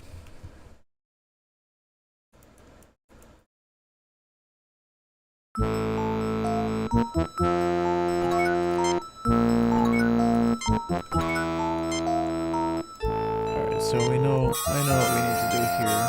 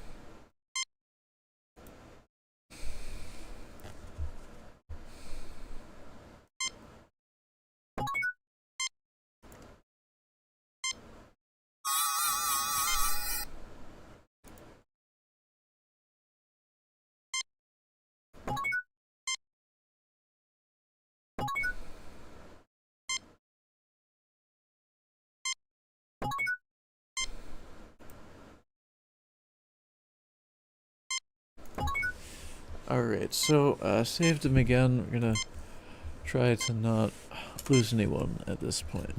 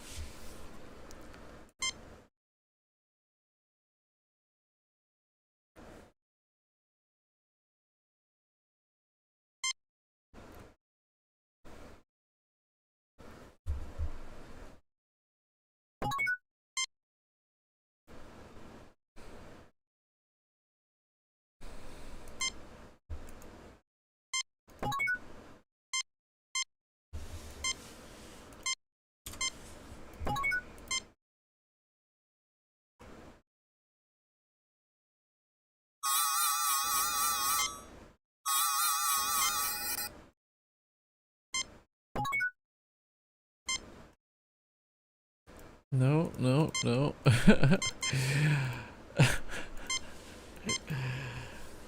Okay. I need to avoid doing that repeatedly, because no matter what I do, or who I try to get to assign to the task, Ensign Everts keeps going back.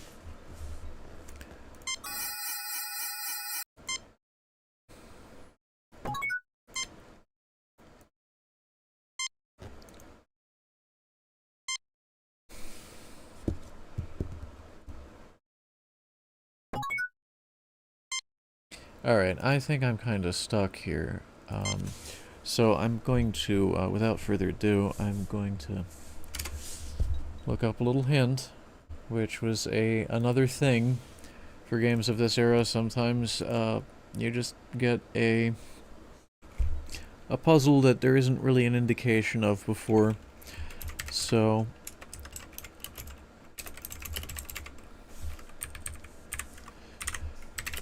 eventually, you know, if you spend long enough, it's possible to get these things. Some people have an uncanny knack for them. I wouldn't say I do exactly. I played a lot of them. But in this case, being I don't want to spend all the time with all of you watching, trying to figure it out, I'm going to take a little hint.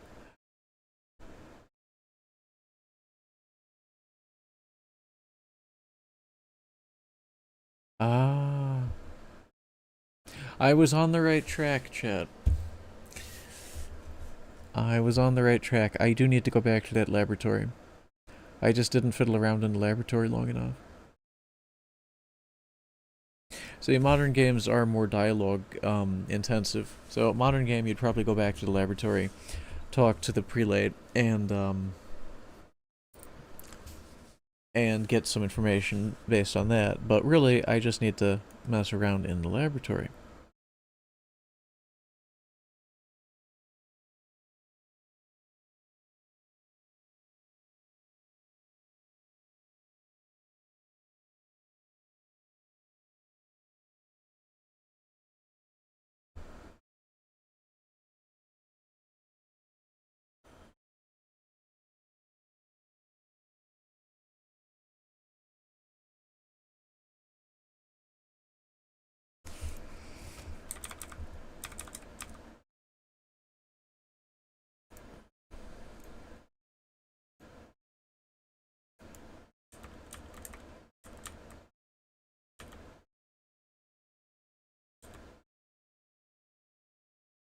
Okay, apparently that's one of the things about, also about pixel games.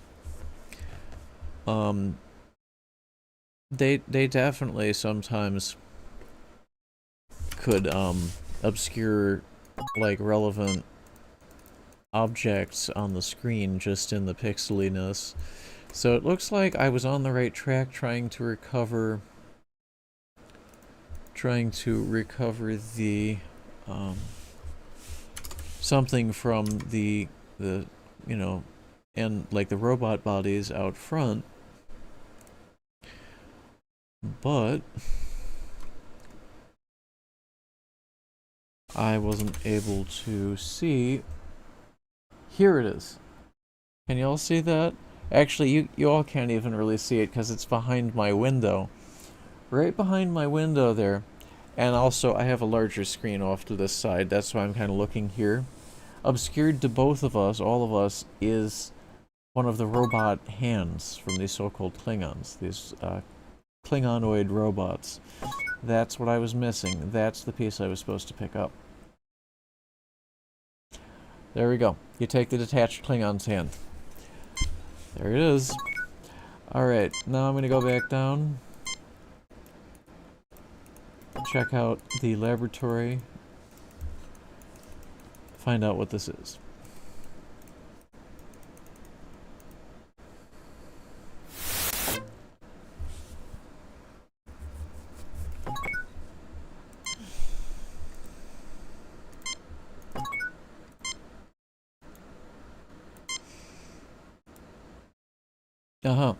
So I show the hand to Brother Stephen. What a fascinating piece of equipment. Highly advanced technology. You see here, it seems to have been damaged, however. Take it to my workbench and let's see if it can be repaired.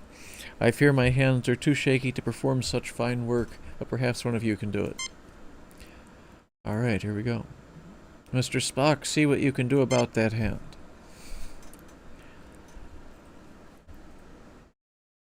Mr. Spock's got it.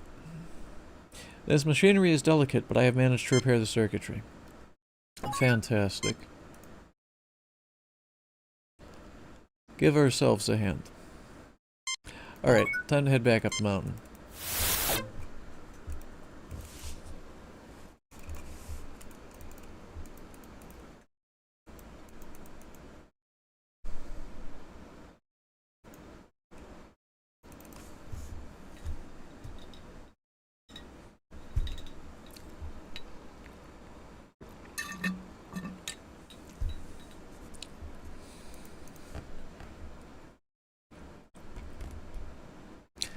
And here we go.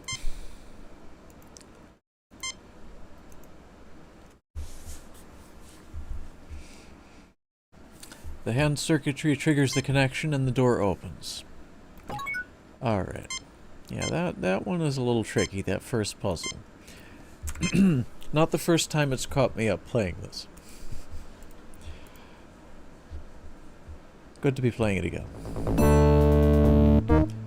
Okay, sounds like we're entering a tactical situation here. But it could just be, yeah, it's just a dramatic entrance. Alright. So. Many alien machines fill this room.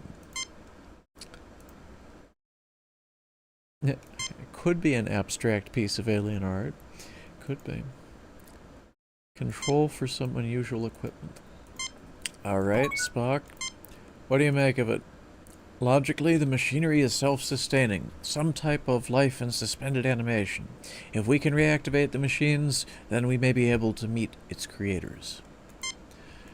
Alright.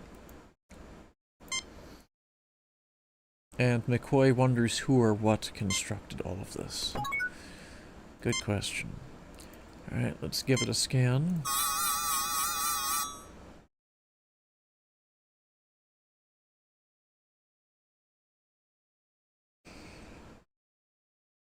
Okay. So its life support system is still functioning and waiting for a signal. Well, we'll do a few more scans. Ah, this alien construction takes readings of mental activity. It also activates manufacturing equipment related to security and includes a short-distance transportation device. Well, that's robust. Yeah. Okay. Fascinating, Captain. It is a diagram of a lunar eclipse of this planet.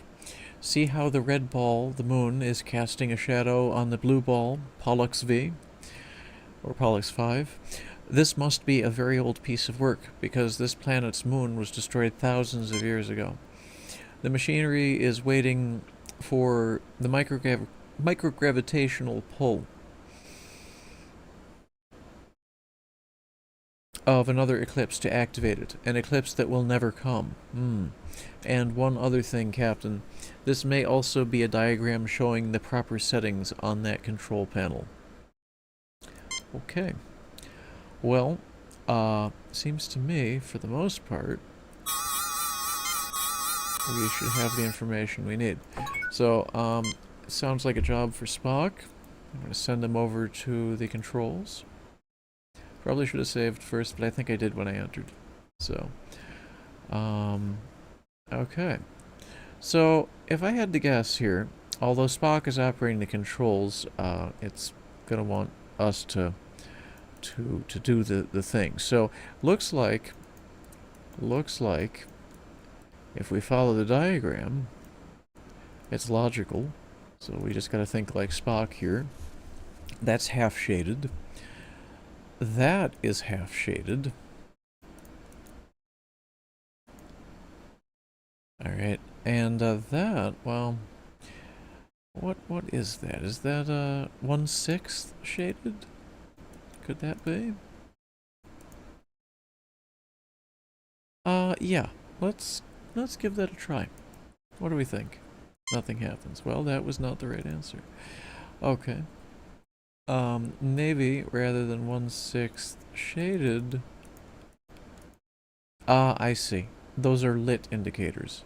So that should be right.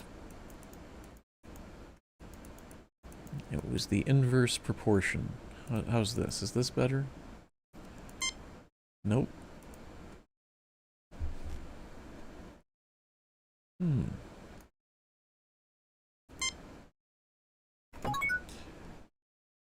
Alright, anyone else seeing what I'm not here as far as the proportions?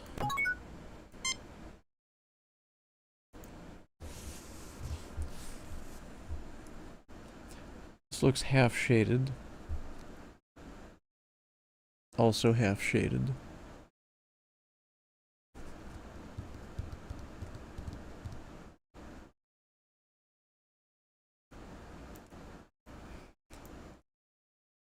Maybe it's just slightly more than half lit.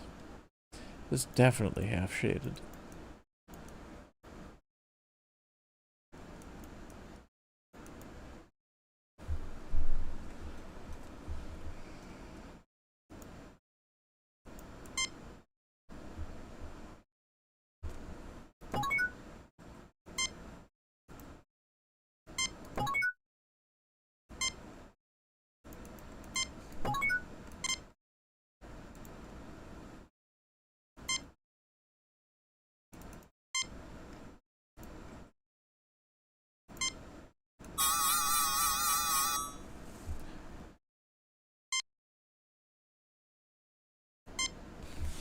Alright, I'm gonna take a look at the hints again here, because I'm not seeing the pattern with that.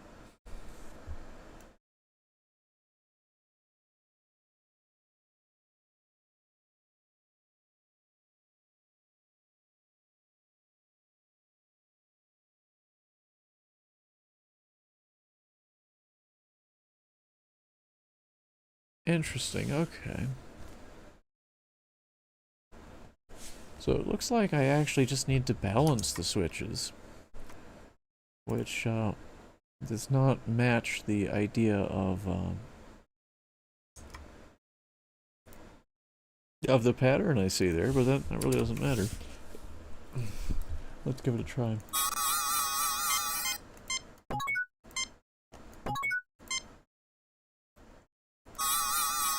No, stop scanning it, Spock.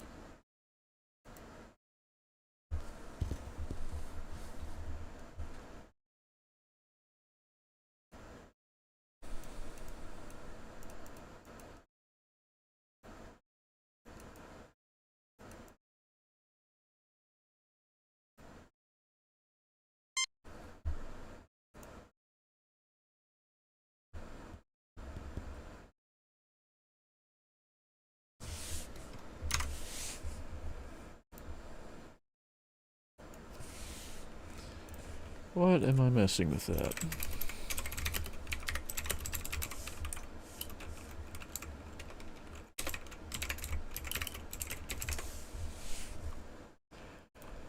Normally I'd have to call a hint line guide or get a clue book for these sorts of things. Lots of games had them in this era. And sometimes it was just a long course of trial and error, which I'll probably spare us here if I could find some indicator for this. Actually, talk about a hint guide. Let's see if ChatGPT can help. Feels a little like cheating, but we've already done this before, so... sorry.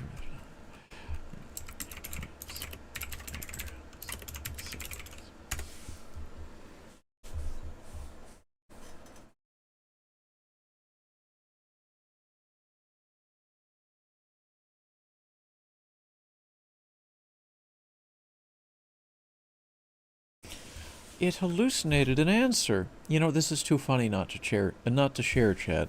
Okay. Star Trek 25th Anniversary Eclipse Diagram Settings. In Star Trek 25th Anniversary 1992, the Eclipse Diagram setting is found in the game's configuration options. No, it's not.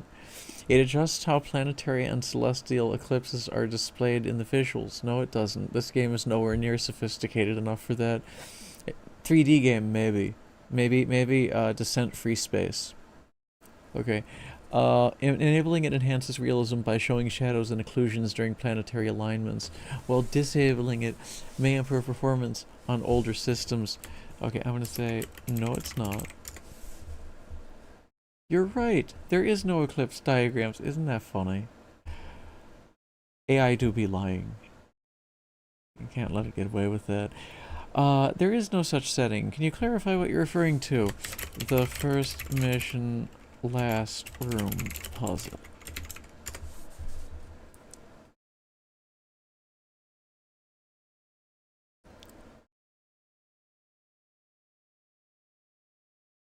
Yeah, but I already did match the eclipse diagram.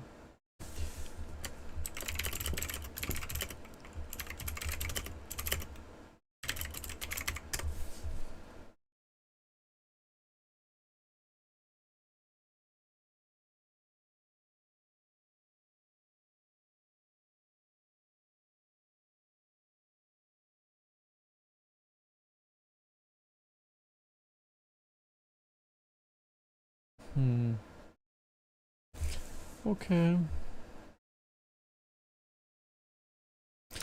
Alright, I got some good hints here, I think. Gonna give it another try.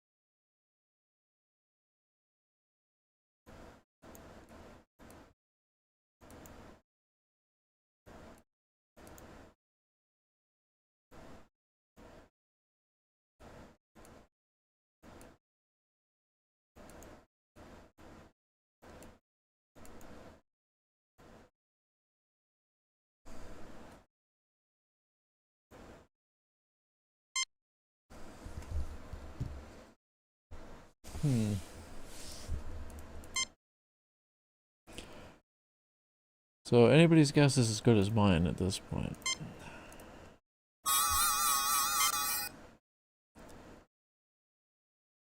This may also be a diagram.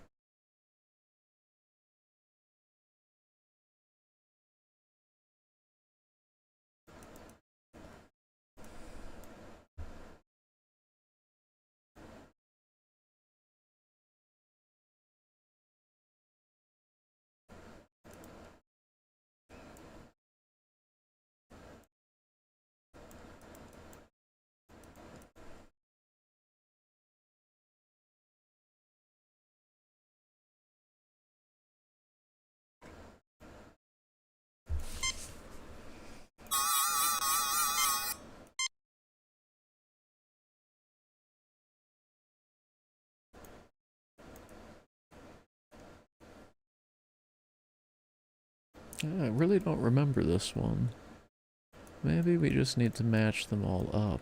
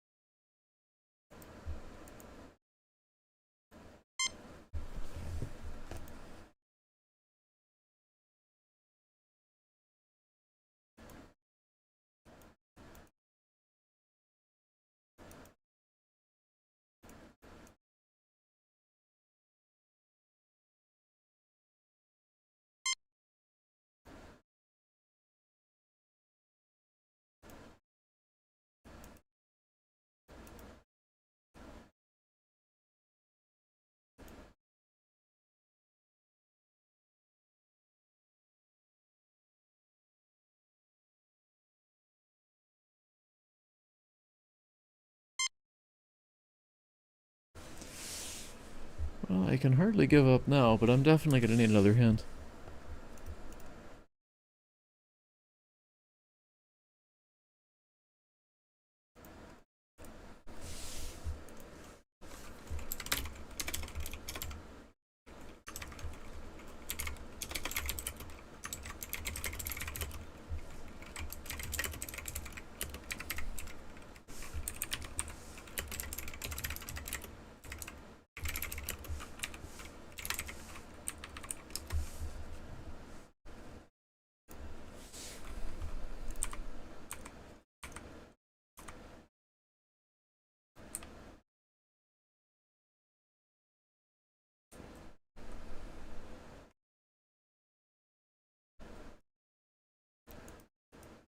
All three buttons to the middle.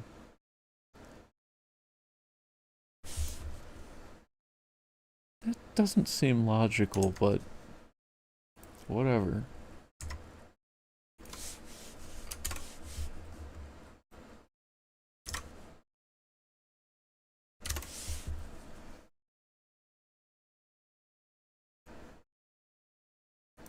Alright.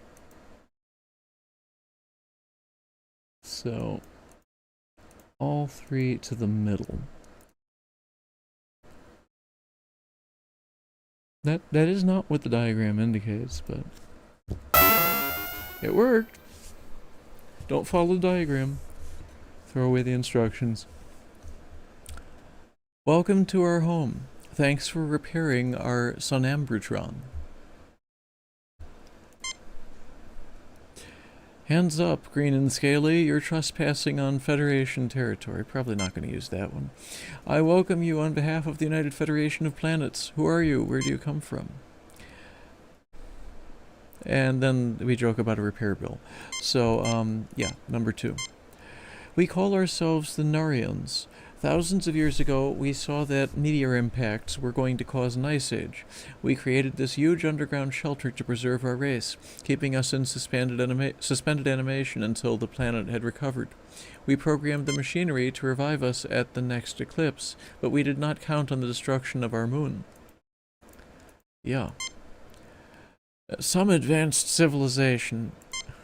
Perhaps you can tell us about the demons. Yeah, the demons, as you call them, are created by a machine designed to keep intruders away from our sleep chambers. It pulls from the minds of an approaching creature their most feared enemy and produces replicas to scare them away. For you and your crew, it was the Klingons. For the Tellarite and a wolf demon, and for the other humans, a demon from their religion. On behalf of my people, thank you for waking us. I will turn off the machinery which creates our guardians, so that they no longer bedevil those with whom we now share our home. Oh, woe, alas! The key is missing. I can do nothing. Even we will suffer from the attacks of our own guardians unless the key can be found. I implore you, if you can help, please do so.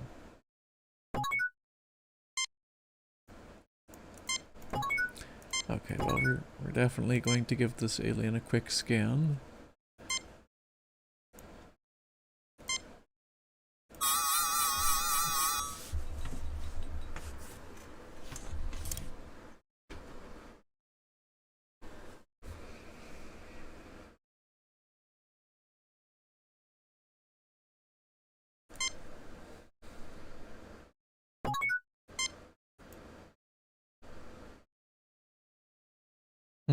And Spock says, fascinating, this life form may represent what would have happened had the dinosaurs of your Earth not become extinct.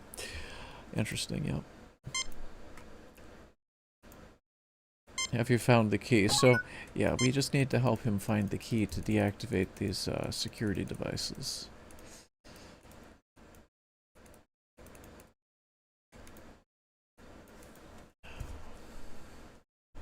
Yeah, this is a pretty good long stream, actually. I've been doing this for a few hours now. Let's see. I think I'm going to call it a wrap after we clear this one. Unless I could find the key in here somewhere. But yeah, I think we can resume this game next stream. Have to find the key first, though.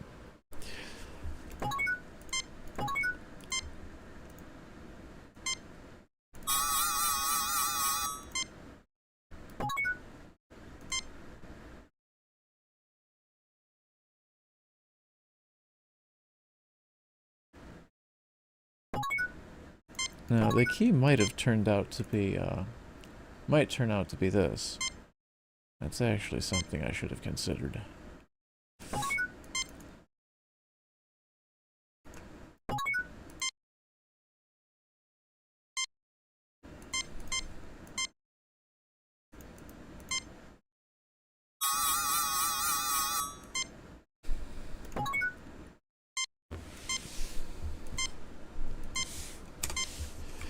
Alright, I am going to check my hunch on what the key is here.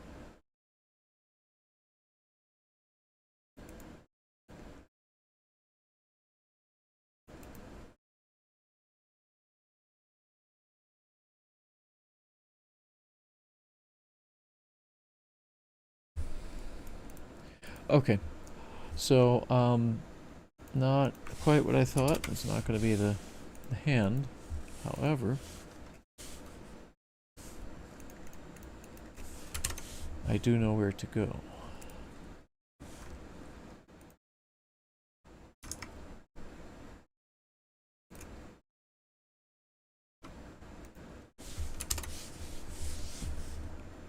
And looks like the graphics got a little funky here. I don't know. Oh no, it's just the one screen.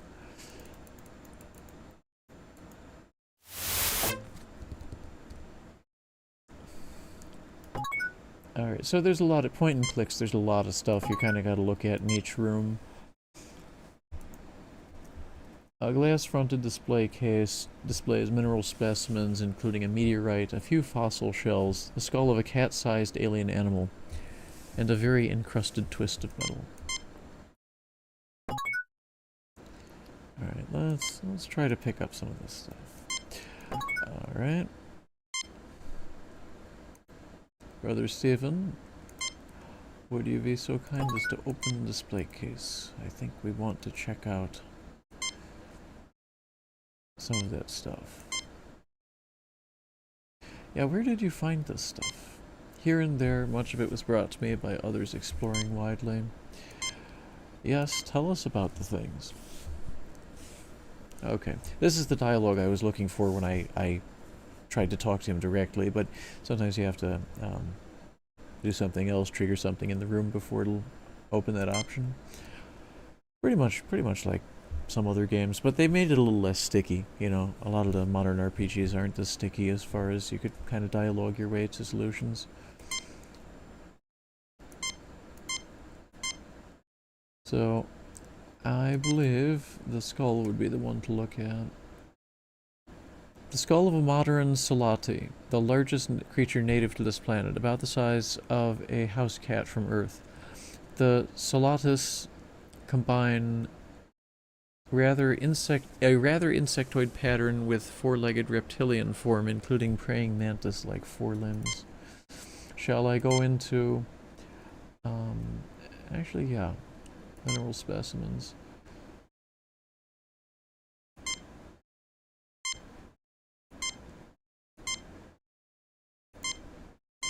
meteorite. I believe this is evidence of the cataclysm which destroyed the moon of Pollux 5 eons past. I've constructed a theoretical model based on analysis of the planet's ring of what things must have been like. I think the moon, like Earth's moon, would have made a total eclipse of the sun possible. I would have liked to have seen that, for conditions making a perfect total eclipse are rare in the universe. Our God creates great wonders.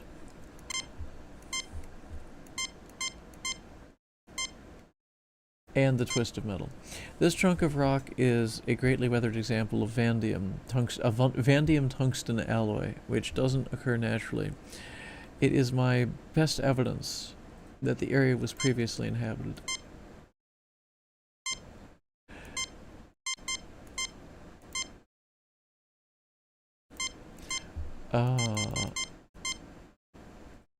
Okay.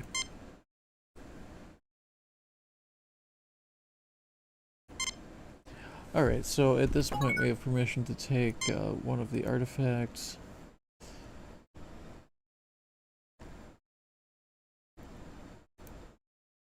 Alright, it would appear that that the skull and the twisted metal may be ways to go.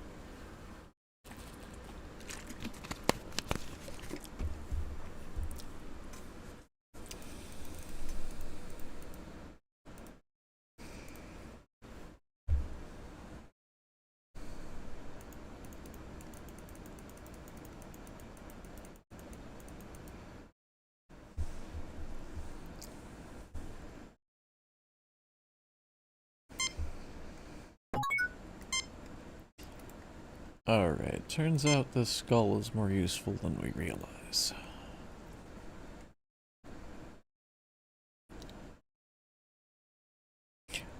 The Narian says, "A child? No, I see many differences. This must be what our people who did not slumber have become. Still, I would like to see these remains properly interred, according to the precepts of our religion. May I keep this?"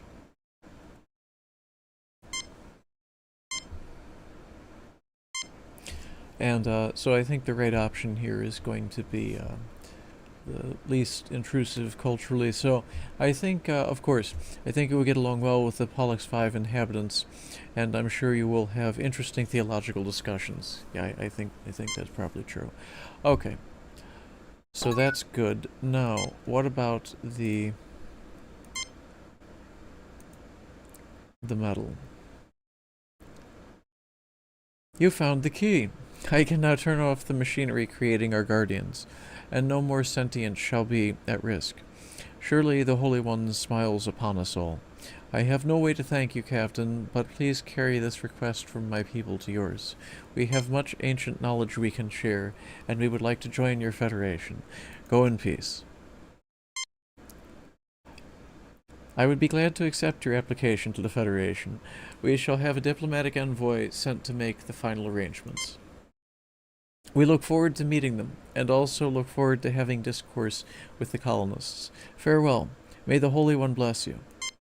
Live long and prosper.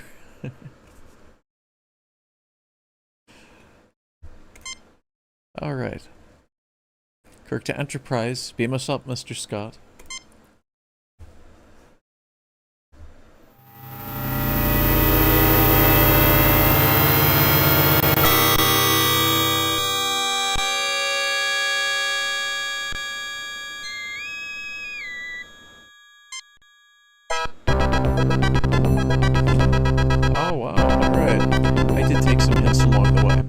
We have read your report on the problems at Pollux 5 and evaluate your performance at 100%. You and your crew receive 4 commendation points.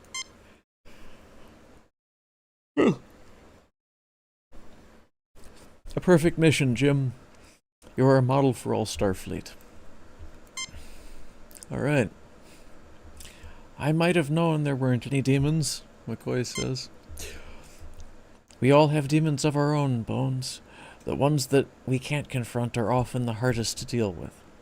See, it's clever dialogue, just like the show. Alright. Mr. Spock says, these demons were based on fear, Captain, a human failing. I don't know, Spock. Everything I've ever read about demons describes them as having pointy ears. Do, do, do, do, do, do, do.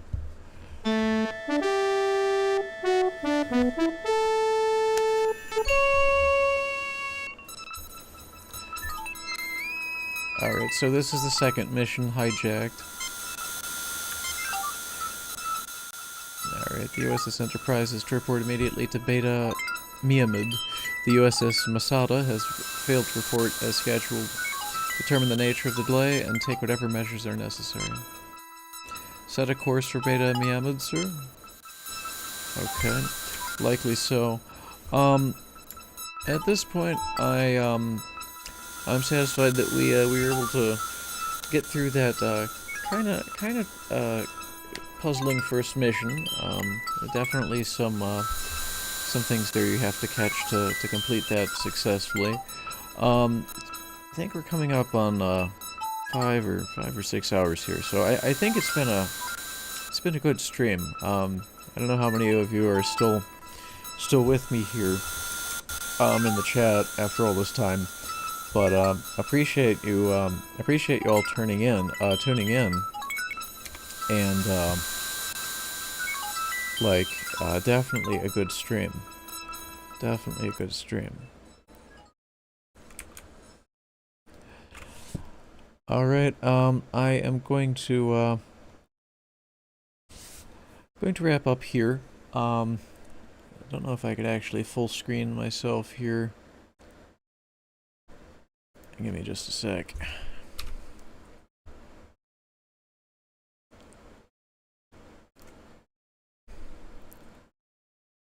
Yeah, Shadow, you're still around. All right, I'm glad you stuck with it. Appreciate it. All right. So I'm gonna wrap up here. Let me pull up the screen properly if I could still do that. All right. Well, so this has been this will be the third official GBAMFS Let's Play or Just Play broadcast. This one was a little different. This is definitely on a personal note. Lots of personal anecdotes, reviews, overviews, opinions, and in deep dive in and around Star Trek lore and the good stuff behind the lore. You know, the real heart of Star Trek, the messaging that's there. It's not like a lot of modern Star Trek. Completely unlike that, really. Yeah, a beautiful picture. A lot of Star Trek shows and movies. And wouldn't it be nice to get back to that? Or do, I don't know, even better than that. We can aspire to greater things. If Star Trek taught us nothing, it was to inspire us to look higher and set our sights to achieve the next greater thing for ourselves and for humanity. So that's real Star Trek, and that's the Star Trek I grew up with. So that's what a lot of the commentary was on. I think there's a lot there. I'm glad I was able to dive into that and discuss some of it with you in the chat. And play the first mission of the first PC Star Trek game that I know of. Anyway, it was the first one. I played Judgment Rights, which is the one after it, but they're both great games, very similar too. Yeah, it's been a good time. I'm gonna sign off now. If you have not checked out what we're about, which, as it turns out, is not all Star Trek commentary all the time. That's definitely a Jdawg thing. That's my thing. I do love me some Star Trek. For those of you who watch this whole stream, you know that. If you don't, just bring up the subject. I'm happy to talk about it. So yeah, have a good night. Been a real pleasure, and check out our website at gbamfs.org. Yeah, good things to come. So, pleasure hanging out with you all. You have a good night. Bye, Tony. Live long and prosper.